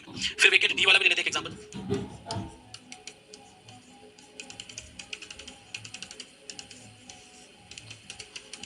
Vacant d, ठीक है, ये भी माइनस m। अब मैं इसमें तुम्हें कुछ चीजें और बता देता हूं, जैसे एक को लेते हैं पाई बॉन्डेड सिस्टम के साथ मैंने ये pH2 जोड़ा, इसके पास वेकेंट p होता है माइनस m। अच्छा एक और चीज ध्यान रखना, जैसे कि मैंने अभी भी बताया कि यहाँ पे pH2 में बोरॉन की वैलेंस शेल क्या होती है हमारे पास, इसमें 4 ऑर्बिटल होते हैं 3 इलेक्ट्रॉन, राइट। सबको पता हो कि बोरॉन की कॉन्फ़िगरेशन क्या होती है, हीलियम 2s2 2px1 2py0 और 2pz0। ये तुमने बॉन्डिंग में पढ़ा है। इस वाली कॉन्फ़िगरेशन में तो एक ही बॉन्ड बनता है, तीन बॉन्ड कौन सी कॉन्फ़िगरेशन में बनते हैं, एक्साइटेड स्टेट वाली में, मान लो ये है इसमें, तो यहाँ से तो 3 सिंगल बॉन्ड बन गए, 1 2 3, पर एक ऑर्बिटल तो खाली रहा ना, बस उसी की बात करो, एक ऑर्बिटल खाली है। अगर इस एक ऑर्बिटल को मैं H माइनस का लोन पेयर दे दूं, H माइनस हाइड्रोजन के पास एक होता है, एक कहीं और से ले लिया, तो ये बन जाएगा बोरॉन, इसके साथ कितने हाइड्रोजन जुड़ गए, 3, और क्योंकि बोरॉन इलेक्ट्रॉन एक्सेप्ट कर रहा है तो इसमें कौन सा चार्ज आएगा, नेगेटिव चार्ज आएगा। But tell me one thing, क्या ये negative charge lone pair represent कर रहा है, नहीं, इसमें किसी प्रकार का लोन पेयर नहीं आया, so this negative charge does not represent lone pair. Her negative charge lone pair represent नहीं करता। बोरॉन के पास कभी लोन पेयर था ही नहीं, इसके पास तो खाली ऑर्बिटल था, वो तो हाइड्रोजन अपने इलेक्ट्रॉन इसके खाली ऑर्बिटल में डाल रहा है और इसके साथ जुड़ रहा है, इसीलिए इस पे नेगेटिव चार्ज आया। पर ये नेगेटिव चार्ज का मतलब लोन पेयर नहीं है, कहीं इसके पास लोन पेयर नहीं है तो खाली इलेक्ट्रॉन जो नॉन बॉन्डेड है, ऐसा नहीं है। This negative charge does not represent lone pair, does not represent loan pair. तो कहीं हम इस वहम में जीत रहे हैं कि लोन पेयर है, ऐसा कुछ नहीं है। और अगर ये लोन पेयर नहीं है, therefore it is not a plus M group, it is not a plus M. तो कोई इसको प्लस एम समझने की गलती मत करना, ठीक है। इसलिए अगर तुमसे कार्बन आयन वाला जो नेगेटिव चार्ज है वो होता है, उसका मतलब लोन पेयर होता है, ठीक है। इसलिए कभी पाई बॉन्डेड सिस्टम है, इसके साथ में अगर CH2 माइनस जुड़ा है तो ये नेगेटिव चार्ज क्या करता है, रिप्रेजेंट्स लोन पेयर, और यहाँ ये इलेक्ट्रॉन देता है, तो देयरफॉर क्या है, प्लस एम। तो कार्बन का जो नेगेटिव चार्ज है वो लोन पेयर को रिप्रेजेंट करता है। चलिए आगे बढ़ते हैं फिलहाल, ठीक है, इन सारी बातों को पीछे छोड़ते हुए और आगे हम अग्रसर होते हैं, ठीक है। तो प्लस एम ग्रुप्स क्या होते हैं, माइनस एम ग्रुप्स क्या होते हैं, ये मतलब भली भांति बता चुका, ठीक है। कार्बन वाली चीज पे फिर से फोकस अगर तुमको करना है, इसे एक बार थोड़ा सा इसको डिटेल में बता दो। तो बेटा देखो कार्बन में क्या है, CH और ये नेगेटिव चार्ज का मतलब लोन पेयर है। कार्बन के वैलेंस में 1 2 3 चौथा इलेक्ट्रॉन यहाँ पे और एक किसी और से ले लिया, तो ये लोन पेयर है, इलेक्ट्रॉन देगा। तो पाई बॉन्डेड सिस्टम के साथ जो एटम डायरेक्टली जुड़ा उसके पास लोन पेयर है, और उसका 2 2 4 तो 6 और 2 8 ऑक्टेट भी कंप्लीट है, तो प्लस एम है।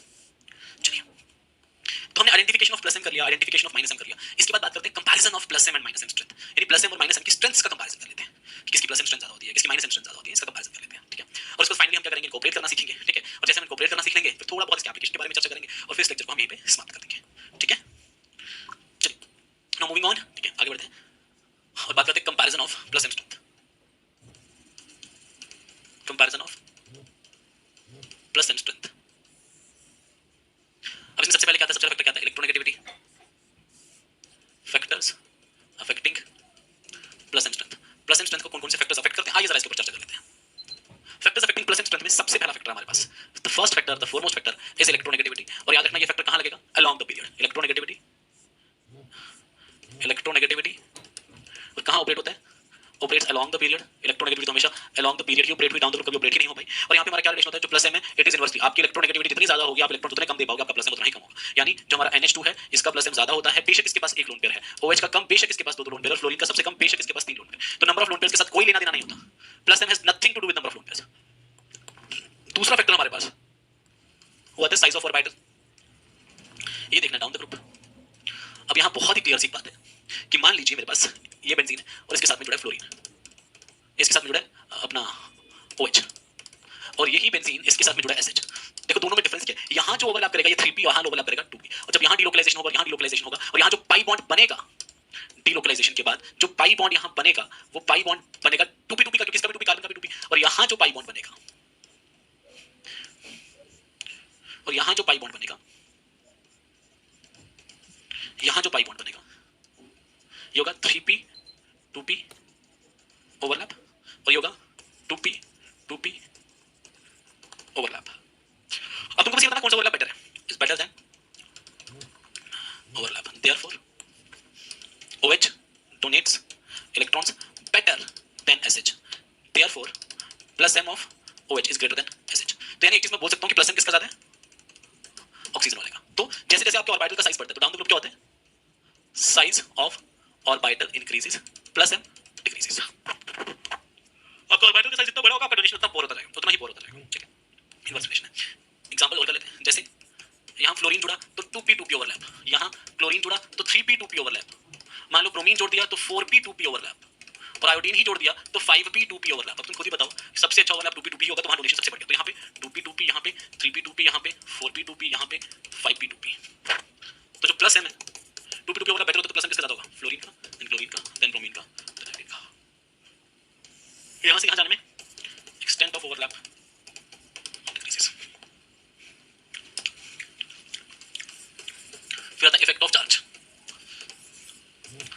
मेरे पास यहाँ पे OH है, न्यूट्रल है, तो लोन पेयर पर न्यूट्रल, और वहीं OH पे नेगेटिव चार्ज है। ऑब्वियसली अगर नेगेटिव चार्ज है तो मोर इलेक्ट्रॉन रिच है, मोर इलेक्ट्रॉन डोनेटिंग है और मोर प्लस एम है, तो इसका प्लस एम ज्यादा होगा।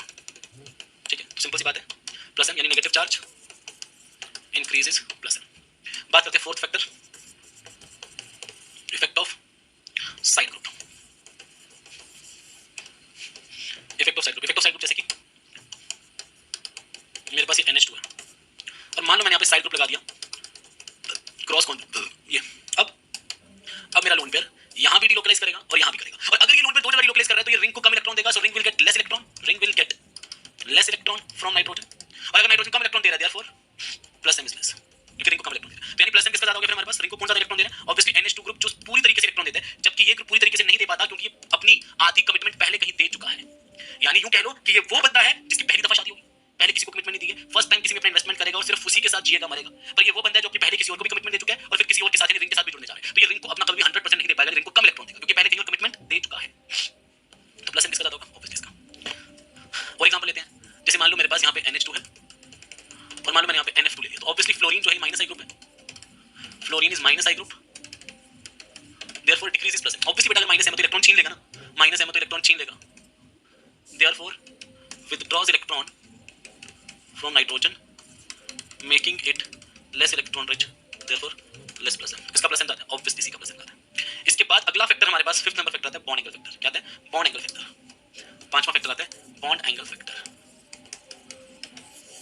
बॉन्ड एंगल फैक्टर क्या है, जैसे मान लो तुम्हारे पास यही है ऑक्सीजन, अब हाइड्रोजन यहाँ पे छोटा ग्रुप है तो यहाँ बॉन्ड एंगल थीटा 1 है। अगर मैं इसी हाइड्रोजन को हटा के यहाँ पे एक बल्कि सा CH3 लगा दूं तो ये बड़ा ग्रुप है और यहाँ एंगल डिफाइन कर दो थीटा 2, तो ये बल्कि ग्रुप है, यहाँ पे ऑब्वियसली मोर रिपल्शन होगा, और अगर मोर रिपल्शन देयरफॉर मोर बॉन्ड एंगल, तो एक चीज तो क्लियर है ना कि बॉन्ड एंगल किसका बड़ा होगा, थीटा 2, तो theta 2 is greater than theta 1। अब अगर यहाँ पे बॉन्ड एंगल ज्यादा, मोर बॉन्ड एंगल मतलब मोर परसेंटेजेस मतलब मोर, और अगर इलेक्ट्रोनेगेटिविटी ज्यादा तो प्लस एम ऑटोमेटिकली कम हो जाएगा, तो प्लस एम इसका ज्यादा होता है। अगर आपका ऑब्वियसली बात है इलेक्ट्रोनेगेटिविटी ज्यादा है तो आपका प्लस एम ऑटोमेटिकली कम हो जाता है। फिर से बता देता हूँ, हाइड्रोजन छोटा ग्रुप है, CH3 बड़ा ग्रुप है, बल्कि है रिपल्शन ज्यादा, रिपल्शन ज्यादा तो बॉन्ड एंगल ज्यादा, बॉन्ड एंगल ज्यादा तो परसेंटेज कैरेक्टर ज्यादा, परसेंटेज कैरेक्टर ज्यादा तो इलेक्ट्रोनेगेटिविटी ज्यादा, और इलेक्ट्रोनेगेटिविटी ज्यादा तो प्लस एम कम हो जाएगा। ठीक है, चलिए अब जरा मैं ओवरऑल ट्रेंड तुम्हें बताना चाहूंगा तो तुम्हें थोड़ा सा ध्यान रखना है। ठीक है, ओवरऑल ट्रेंड तुम कह सकते हो प्लस एम का कि CH2 माइनस का ज्यादा, फिर NH माइनस का, फिर O माइनस, क्योंकि इलेक्ट्रोनेगेटिविटी कम होता है, नेगेटिव चार्ज तीनों पे है, फिर NH2 का, फिर OH का, फिर NHCOCH3 का, फिर OCOCH3 का, और फिर फ्लोरीन का। बस ये ट्रेंड थोड़ा सा तुम्हें ध्यान रखना है, ये प्लस एम का ट्रेंड है और इस पर क्लोरीन ब्रोमीन से भी पीछे आएंगे। ठीक है, तो ये प्लस एम का ट्रेंड हो गया दोस्तों। अब बात करते हैं दोस्तों माइनस एम के ट्रेंड की, जिसकी बात करेंगे अब हम बात करेंगे माइनस एम के ट्रेंड की। ठीक है, now will talk about minus M का ट्रेंड। अब अपन माइनस एम के ट्रेंड की बात करेंगे, ये था overall trend of plus M.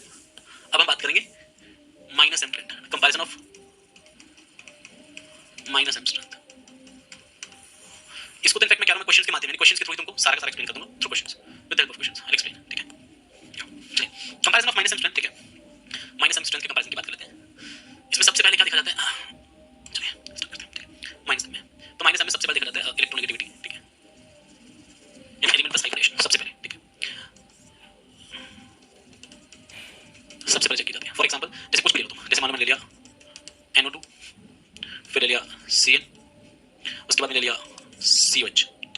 अब यहाँ पे क्या गया नाइट्रोजन sp2, यहाँ पे क्या गया कार्बन sp, यहाँ पे क्या गया कार्बन sp2। इलेक्ट्रोनेगेटिविटी का ट्रेंड क्या होता है, nitrogen sp2 is more electronegative then carbon sp is more electronegative then carbon sp2। ये सारी की सारी चीजें तो वन जंप रूल यानी बॉन्डिंग में कर चुके हो। ठीक है, अच्छा उसके बाद हमारे पास इलेक्ट्रोनेगेटिविटी का ये ट्रेंड है, तो माइनस एम का भी क्या ट्रेंड होता है, तो यहाँ पे बोलेंगे बेसिकली जो माइनस एम है डायरेक्टली प्रोपोर्शनल टू इलेक्ट्रोनेगेटिविटी ही बोलेंगे। ठीक है, तो माइनस एम का ट्रेंड भी क्या होगा, ऑब्वियसली सेम यानी NO2 का ज्यादा, फिर CN का, और फिर COH का सिंपल।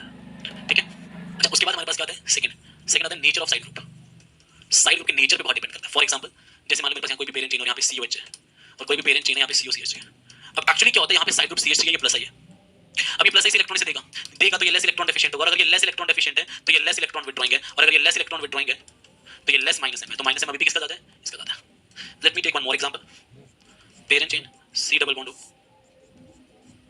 C डबल बॉन्ड यहाँ पे H, parent chain C double bond OH। ठीक है, अब यहाँ पे क्या दोनों में क्या फर्क है, यहाँ पे H अच्छा पहले CH3 वाला ले लेते हैं, और पेरेंट चेन और CH3 वाला, पेरेंट चेन C डबल बॉन्ड CH3।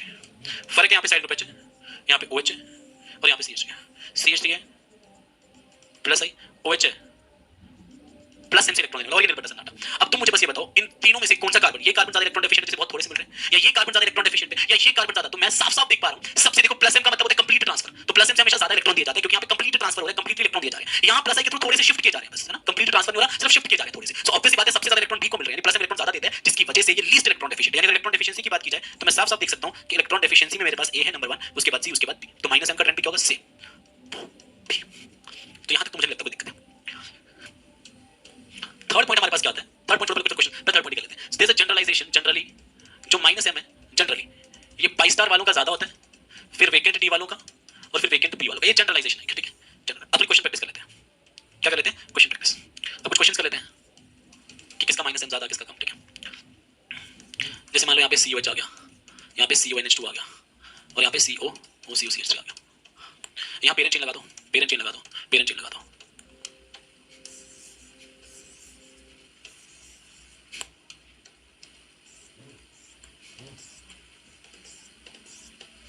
ठीक है, तुमको बताना है कौन सा ज्यादा इलेक्ट्रॉन डेफिशिएंट है, A, B, C, which carbon is more electron deficient, ठीक है। ये बताओ जो ज्यादा इलेक्ट्रॉन डेफिशिएंट होगा उसका माइनस एम भी ज्यादा होगा, सिंपल है, ठीक है। ये करना है अपन को, जो ज्यादा इलेक्ट्रॉन डेफिशिएंट होगा उसका माइनस एम भी ज्यादा होगा, ठीक है।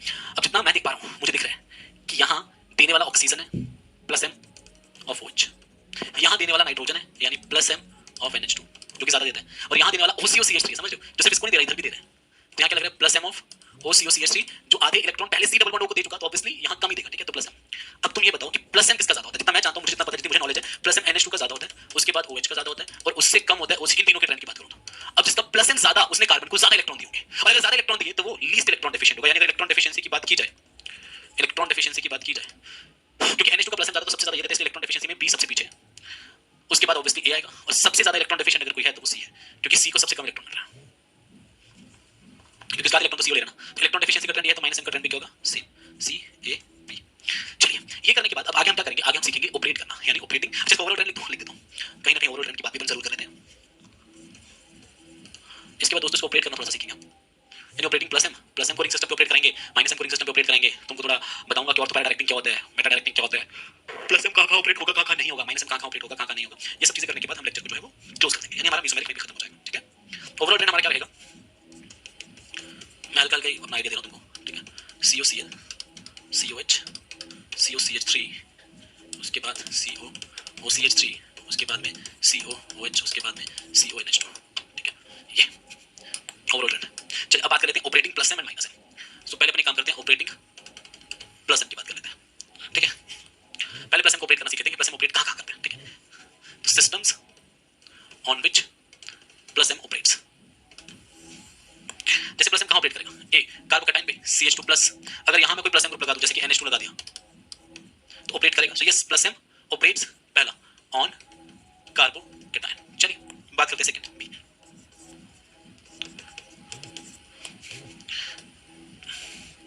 प्लस एम और कहां ऑपरेट करते हैं, एक तो कार्बोकैटायन पे, दूसरा pi bonded system. Plus M operates on carbocation on pi bonded systems. तीसरा कहां ऑपरेट करते हैं, रेडिकल्स। क्या ऑपरेट करते हैं, बिल्कुल ऑपरेट करते हैं, यहां से इलेक्ट्रॉन देगा, yes. So third operates on radical systems. So system on which plus M operate, carbocation पे ऑपरेट करता है जब डायरेक्टली अटैच्ड हो, पाई बॉन्डेड सिस्टम पे ऑपरेट करता है, रेडिकल पे ऑपरेट करता है, पर क्या कार्बोनाइन पे ऑपरेट करता है, नहीं नहीं नहीं। क्या कार्बोनाइन को इलेक्ट्रॉन दे पाएगा ना, कहां देगा, जगह ही नहीं। Does not operate on carbanion, does not operate on carbanion if directly attached to, अगर कार्बोनाइन के साथ डायरेक्टली अटैच करोगे। बट अगर मैं इसी कार्बोनाइन को रिंग के थ्रू जोड़ूं, ई, अगर मैं यही कार्बोनाइन लूं रिंग के साथ और यहां पे NH2 लगा दूं, अभी रिंग वाला हम पढ़ेंगे ना, रिंग पे अप्लाई करेंगे, ठीक है। क्या प्लस एम ऑपरेट होगा, यस रिंग पे होगा, ठीक है। Plus M operates on ring, operates on ring which affects carbanion as well. तो अगर ऐसी बात है रिंग के थ्रू, तो रिंग के थ्रू ऑपरेट हो जाएगा ना, बट एक्चुअली वो रिंग पे ऑपरेट हो रहा है जिसका इफेक्ट कार्बोनाइन की स्टेबिलिटी पे आएगा ही आएगा, ठीक है। ऑपरेट किस पे हो रहा है, रिंग पे ऑपरेट हो रहा है, ठीक है। फिर आगे system on which plus M operates. अब बात कर लेते हैं, मैं इसका ऑपरेट करके दिखाता हूं रिंग सिस्टम में, operating plus M, operating plus M on ring system, ठीक है। आप कोई भी रिंग सिस्टम ले लीजिए और इस पे कोई भी प्लस एम ग्रुप ले लीजिए और उसे ऑपरेट करें। ऑब्वियसली लोन पेयर से डिलोकलाइजेशन शुरू होगा, आप लोन पेयर से डिलोकलाइजेशन कराएं, पहले डिलोकलाइजेशन के बाद ये बाई बॉन्ड नीचे चढ़ाइए, नीचे यहाँ double bond, NH2 positive charge और यहाँ नेगेटिव चार्ज, ये नेगेटिव चार्ज डिलोकलाइज करेगा, यहाँ पाई बॉन्ड, ये डबल बॉन्ड NH2 प्लस और यहाँ नेगेटिव चार्ज, फिर ये नेगेटिव चार्ज डिलोकलाइज करेगा, फिर ये नेगेटिव चार्ज यहाँ डबल बॉन्ड यहाँ NH2+, फिर ये नेगेटिव चार्ज डिलोकलाइज करेगा, ठीक है। तो operating plus M on ring, तो जब मैंने प्लस एम को ऑपरेट किया तो ये कौन सी पोजीशन पे नेगेटिव चार्ज लेके आया ऑर्थो, फिर कौन सी पोजीशन पे लेके आया पैरा, और फिर कौन सी पोजीशन पे लेके आया ऑर्थो। यानी मैं ये बोल सकता हूँ जो मेरा प्लस एम है कौन कौन सी पोजीशन पे ऑपरेट हुआ, operates on ortho para position, operates on ortho para position, plus M operate किस पे हुआ, plus M operates on ortho para position, ठीक है। ऑर्थो पे ऑपरेट हुआ, पैरा पे ऑपरेट हुआ, meta remains unaffected, meta remains unaffected, ठीक है। C ortho para positions are more electron rich than meta, ortho para position जो होती है ज्यादा इलेक्ट्रॉन रिच होती है than meta, therefore electrophile goes to ortho para position and not meta, and not meta. तो मैं बोल सकता हूं therefore plus M is ortho para directing for electrophile. देखो ना, अगर मेरा नेगेटिव चार्ज ऑर्थो पे आया तो इलेक्ट्रोफाइल ऑर्थो पे जाएगा, और पैरा पे आया तो इलेक्ट्रोफाइल पैरा पे जाएगा, ठीक है। अच्छा, प्लस एम ग्रुप क्या करते हैं, plus M group increases electron density of ring system. तो प्लस एम ग्रुप जो है वो क्या करते हैं, increases electron density of ring, therefore activates ring towards electrophilic aromatic substitution. समझ में आई बात। एक्चुअली जो प्लस एम ग्रुप है because it increases electron density of ring, क्योंकि plus M group electron density of ring को बढ़ा देता है, देयरफॉर एक्टिवेट्स रिंग, तो वो रिंग को क्या कर देता है, एक्टिवेट। इलेक्ट्रोफिलिक एरोमेटिक सब्स्टिट्यूशन में क्या होता है, आपका इलेक्ट्रोफाइल अटैक करता है, और इलेक्ट्रोफाइल कब अटैक आसानी से करेगा, जब रिंग ज्यादा इलेक्ट्रॉन रिच होती है। तो प्लस एम इलेक्ट्रॉन डेंसिटी बढ़ा देते हैं, देयरफॉर एक्टिवेट कर देते हैं, रिंग को एक्टिवेट करते हैं, इलेक्ट्रोफाइल को भी तो ज्यादा आकर्षित करेगा, ज्यादा attract, because it is more electron rich now, ठीक है। तो याद रखना मेटा पोजीशन पे ऑपरेट नहीं होता, मेटा पोजीशन पे ऑपरेट नहीं होता। इसके बाद बात कर लेते हैं operating minus M on ring system, operating minus M on ring system. तो अपन क्या करते हैं, रिंग सिस्टम पे माइनस एम पे ऑपरेट करके देखते हैं, operating minus M on ring system. तो आप ये रिंग सिस्टम लीजिए, इस पे कोई भी माइनस एम ग्रुप लगा लीजिए, एक्स वाई जेड जो भी आप लगाना चाहें, आपने मान लीजिए लगा लिया। अब आप यहाँ पे माइनस एम ऑपरेट कराओ, ऑपरेट कराया, बाई बॉन्ड डिलोकलाइजेशन हुआ, ये छिड़ा नहीं, ये बाई बॉन्ड यहाँ से यहाँ डबल हो गया, फिर ये सिंगल ऑक्सीजन पे नेगेटिव चार्ज हो गया, पॉजिटिव चार्ज, फिर ये बाई बॉन्ड डिलोकलाइज कर गया, और यहाँ डबल यहाँ पॉजिटिव चार्ज, यहाँ डबल बॉन्ड यहाँ सी, यहाँ O माइनस, यहाँ पे H, फिर ये बाई बॉन्ड यहाँ डिलोकलाइज कर गया, यहाँ पॉजिटिव चार्ज और यहाँ double bond C O minus H। तो पॉजिटिव चार्ज कौन सी पोजीशन पे है, ऑर्थो, फिर कौन सी पे है, पैरा, फिर कौन सी पे है, ऑर्थो, ठीक है। तो जो पॉजिटिव चार्ज है वो ऑर्थो पे, वो पैरा पे और ऑर्थो पे, यानी जो माइनस एम है ये ऑपरेट कहाँ हो रहा है, minus M operates on ortho para position, meta remains unaffected, meta remains unaffected. Minus M फिर से प्लस एम कहाँ ऑपरेट हुआ, प्लस एम ने इलेक्ट्रॉन दिए, माइनस एम इलेक्ट्रॉन छीन रहे हैं, पर प्लस एम दे ऑर्थो पैरा करे, और ये छीन भी कहाँ से, ऑर्थो पे पॉजिटिव चार्ज पैरा, ठीक है। तो मैं लिख सकता हूँ जो माइनस एम है is withdrawing electrons from ortho para position, Meta को कोई फर्क नहीं पड़ रहा, मेटा रिमेन्स अनअफेक्टेड। अच्छा, क्योंकि मेटा पे कोई फर्क नहीं पड़ रहा, ऑर्थो पैरा से इलेक्ट्रॉन छीने जा रहे हैं, ठीक है। Therefore in this case Meta is more electron rich, comparatively more electron rich, is comparatively more electron rich than ortho para. Therefore electrophile goes to meta position. इसलिए क्या बोलते हैं, minus M groups are called as meta directing. अब इसको मैं activating बोलूंगा या deactivating बोलूंगा, माइनस एम कैसे होता है, एक्टिवेटिंग या डीएक्टिवेटिंग, ऑब्वियसली डीएक्टिवेटिंग, ऑब्वियसली।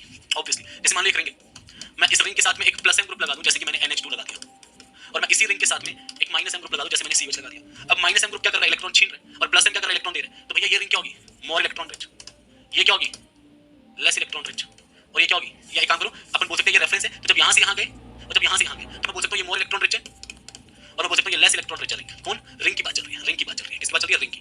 तो यहाँ मैं बोल सकता हूँ प्लस मोर इलेक्ट्रॉन रिच देयरफॉर एक्टिवेटेड, और लेस इलेक्ट्रॉन रिच मतलब डीएक्टिवेटेड।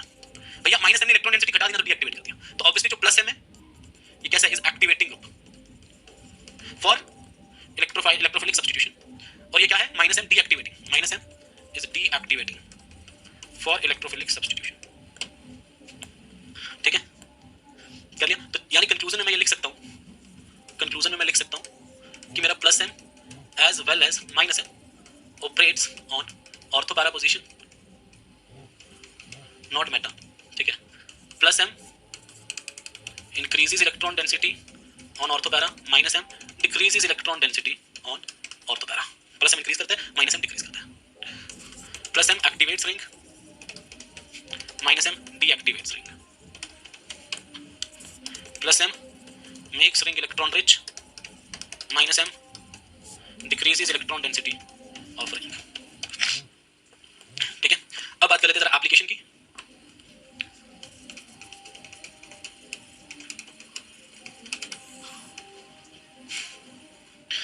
देखो एप्लीकेशन बहुत सिंपल है, जो हमारा कार्बोकैटायन है वो directly proportional to plus M है, inversely proportional to minus M, ठीक है। बात में डिटेल देखो, कोई भी कार्बोकैटायन, मान लो मैंने यहाँ पे कार्बोकैटायन लिया, अगर मैं हाइड्रोजन को हटा के प्लस एम ग्रुप लगाऊं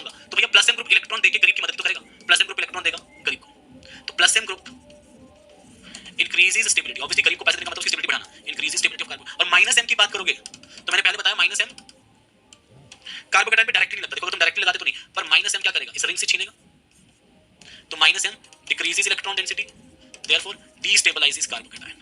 इसलिए बोल रहा हूं ये चीज मैं। पर यहाँ पे एक चीज का खास ध्यान रखना, बहुत खास ध्यान। मान लो मैंने यहाँ कार्बोकैटायन लिया, मान लो मैं यहाँ पे NH2 लगाता हूँ, पर कौन सी पोजीशन पे, मेटा पोजीशन पे, और मैं यहाँ पे NH2 लगाता हूँ कौन सी पोजीशन पे, पैरा। अब ये चीज याद रखना कि जो प्लस एम है या माइनस एम है वो ऑर्थो और पैरा पे ही ऑपरेट होते हैं। अब अगर मैं यहाँ देखूँ ये ऑर्थो है और ये मेटा है, तो जिस कार्बन के साथ कार्बोकैटायन जुड़ा है वो मेटा पोजीशन है, और यहाँ मेरा इसका प्लस एम ऑपरेट होगा ही नहीं। Plus M does not operate on carbocation, होगा ही नहीं operate. Therefore we can not consider its plus M while comparing stability of carbocation, while comparing stability यानी stability of carbocation जब हम कंपेयर करेंगे तो इसका प्लस एम तो हम किसी खाते में ले ही नहीं सकते, इसलिए जब यहाँ पे कंपेयर किया जाएगा, तो इसका प्लस एम, क्योंकि मेटा पोजीशन पे प्लस एम लगेगा नहीं, उसके अलावा अगर ये लगाते हैं तो माइनस आई लगाते हैं, और ये लगाएगा बढ़िया plus M. Plus M increases stability of carbocation, और जो माइनस आई है ये डिक्रीजेस स्टेबिलिटी ऑफ कार्बोकैटायन। तो यानी स्टेबिलिटी का ट्रेंड क्या आ गया, CAP। अब इनफैक्ट इससे पहले कि मैं एप्लीकेशन पार्ट पे हूं, मैं ये वापस हूं, मैं इसी पे एक दो सवाल तुमको करना चाहूंगा। मैं पूछूंगा कि कहां ऑपरेट हो रहा है और कहां नहीं। पहला, क्या यहां माइनस एम ऑपरेट होगा कार्बोनाइन पे? दूसरा, क्या कार्बोकैटायन पे माइनस एम ऑपरेट होगा? मैं पूछूं systems where minus M will operate.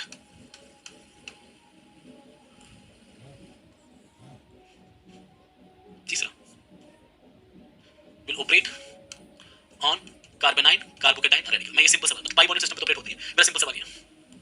क्या जनाब यहां ऑपरेट होगा? ऑब्वियसली ये माइनस एम है और ये नेगेटिव चार्ज से इलेक्ट्रॉन छीनता है, माइनस एम ऑपरेट्स। बट क्या यही माइनस एम जब कार्बोकैटायन के साथ डायरेक्टली जुड़ा के ऑपरेट होगा? नहीं, क्या छीनेगा, इसके पास कोई नेगेटिव चार्ज नहीं है, तो minus M will not operate. नहीं होगा ऑपरेट यार, क्या छीनेगा, ऐसे नहीं छीन पाएगा। पर जब यही कार्बोकैटायन एक रिंग के थ्रू जुड़ा होगा और माइनस एम ग्रुप याद रखना पैरा या ऑर्थो पोजीशन पे जुड़ा होगा, अब ये क्या करेगा, अब ये अपना माइनस, अब ये अपना माइनस एम लगाएगा, और उस माइनस एम लगाने के बाद ये माइनस एम लगाने के बाद ये इस कार्बन पे पॉजिटिव चार्ज ले आएगा, जिसकी वजह से इसकी स्टेबिलिटी कम हो जाएगी।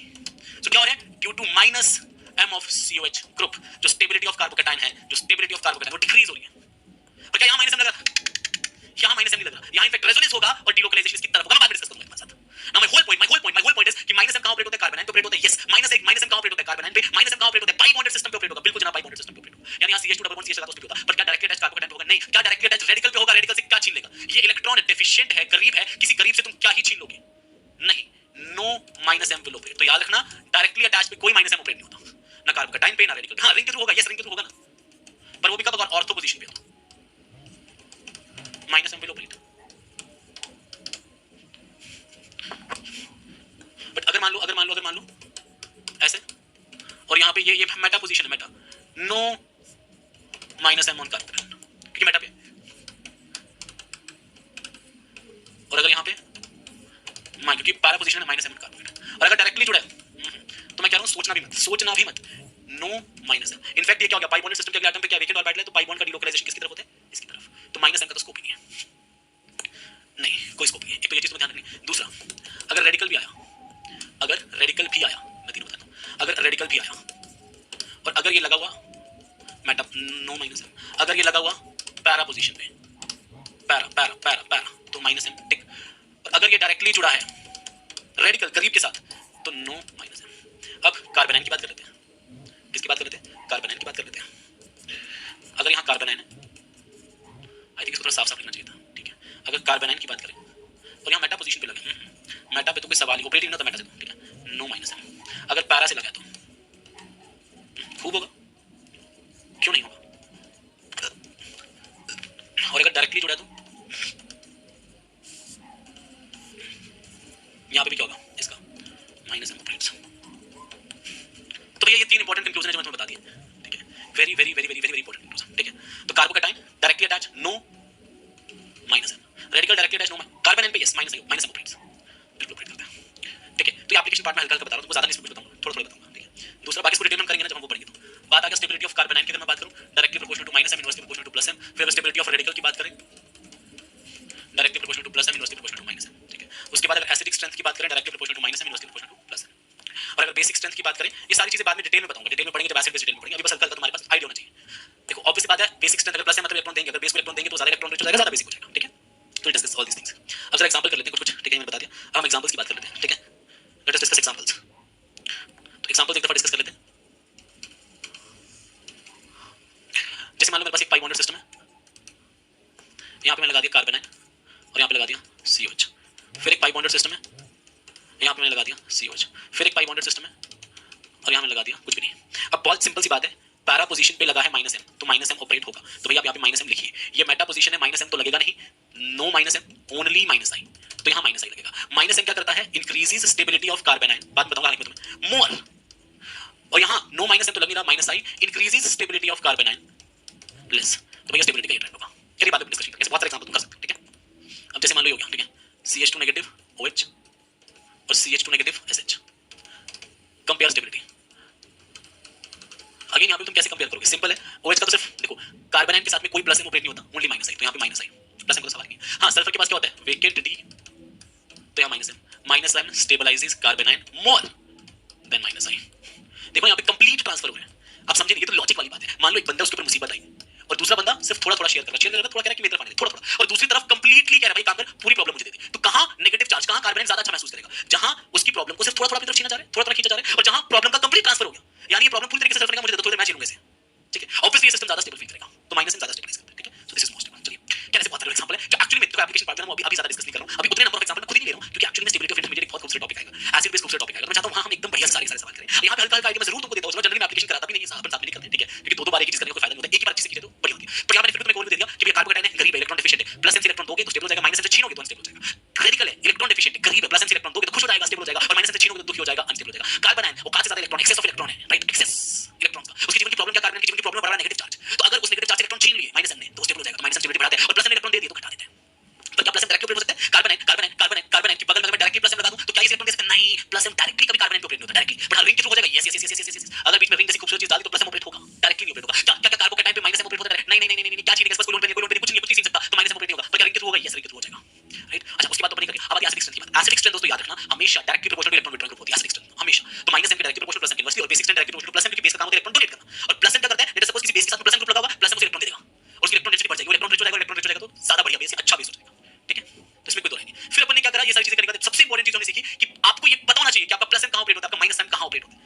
फिर से सुन लो, मैं बार-बार, मैं सबसे ज्यादा फोकस यही करा रहा हूं, बार-बार करा रहा हूं, बार-बार करा रहा हूं, क्योंकि यही चीज है जिसको I feel the most important. आपको बस ये पता होना चाहिए आपका प्लस m कहां ऑपरेट होगा, systems where plus m operates, पता पता पता पता होना चाहिए। कार्बोकेटाइन पे ऑपरेट होगा, यस जनाब, टिक मारते जाना। क्या पाई बॉन्डेड सिस्टम पे ऑपरेट होगा, जी जनाब। क्या रेडिकल पे ऑपरेट होगा, जी जनाब, टिक मारते जाएंगे। क्या कार्बोनाइन पे ऑपरेट होगा, नहीं जनाब, डायरेक्टली तो नहीं होगा, पर क्या इसी कार्बोनाइन पे रिंग के थ्रू ऑपरेट होगा, जी जनाब, रिंग के थ्रू ऑपरेट होगा। अगर कहां जुड़ा होगा, पैरा पे। क्या रिंग के थ्रू ऑपरेट होगा अगर मेटा पे जुड़ा हुआ, नहीं नहीं होगा। क्या रिंग के थ्रू ऑपरेट होगा कार्बोकेटाइन पे अगर ये मेटा के थ्रू जुड़ा हुआ, नहीं। तो अपन यहां लिखेंगे plus m operates on carbocation, यहां भी लिखेंगे yes plus m operates on pi bond, यहां लिखेंगे plus m operates on radical, यहां लिखेंगे no plus m operated,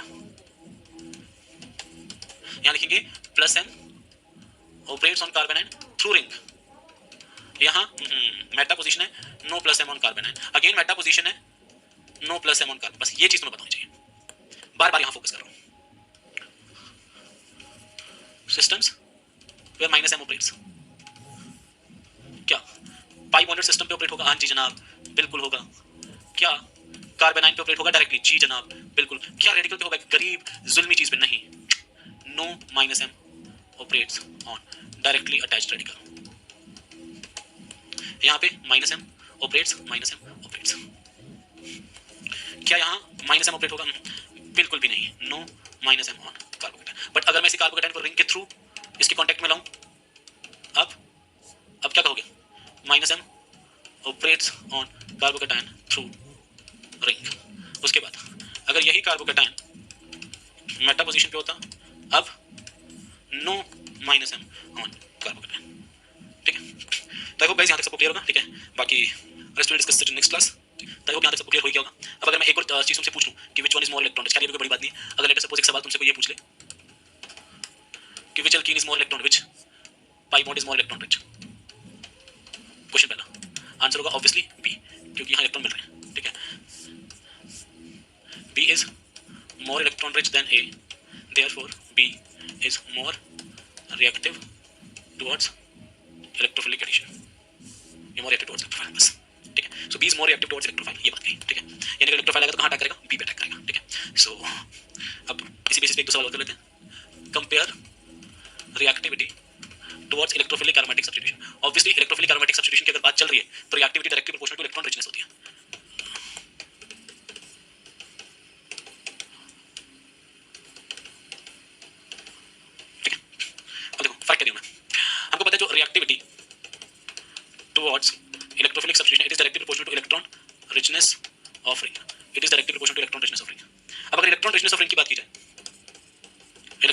of ring की बात की जाए तो सबसे ज्यादा प्लस एम इसी का सबसे इलेक्ट्रॉन रिच ए, उसके बाद में बी, उसके बाद में सी। देयरफॉर रिएक्टिविटी का ट्रेंड भी क्या होगा, ए बी सी। ठीक है, चलिए guys, that's it in today's lecture. In the next lecture what we are going to discuss मैं ये भी बता देता हूं, अगला लेक्चर होगा hyper conjugation.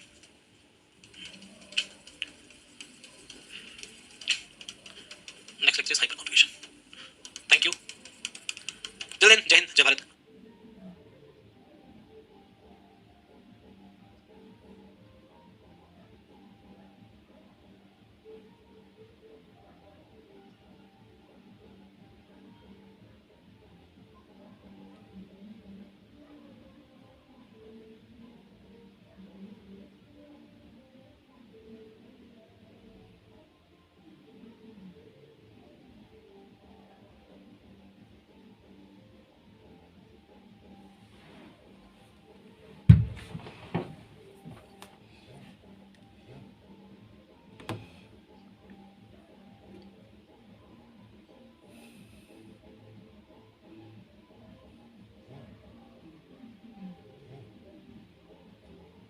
Hello guys, very warm welcome to all of you to this beautiful platform of Kama Academy, and we are back again with our lecture series of GOC, and this is your lecture number 5। और lecture number 5 में जैसा कि मैंने last lecture में बताया था, हम stability of intermediates को डिस्कस करेंगे और शुरुआत करेंगे स्टेबिलिटी ऑफ कार्बोकेटाइन के साथ।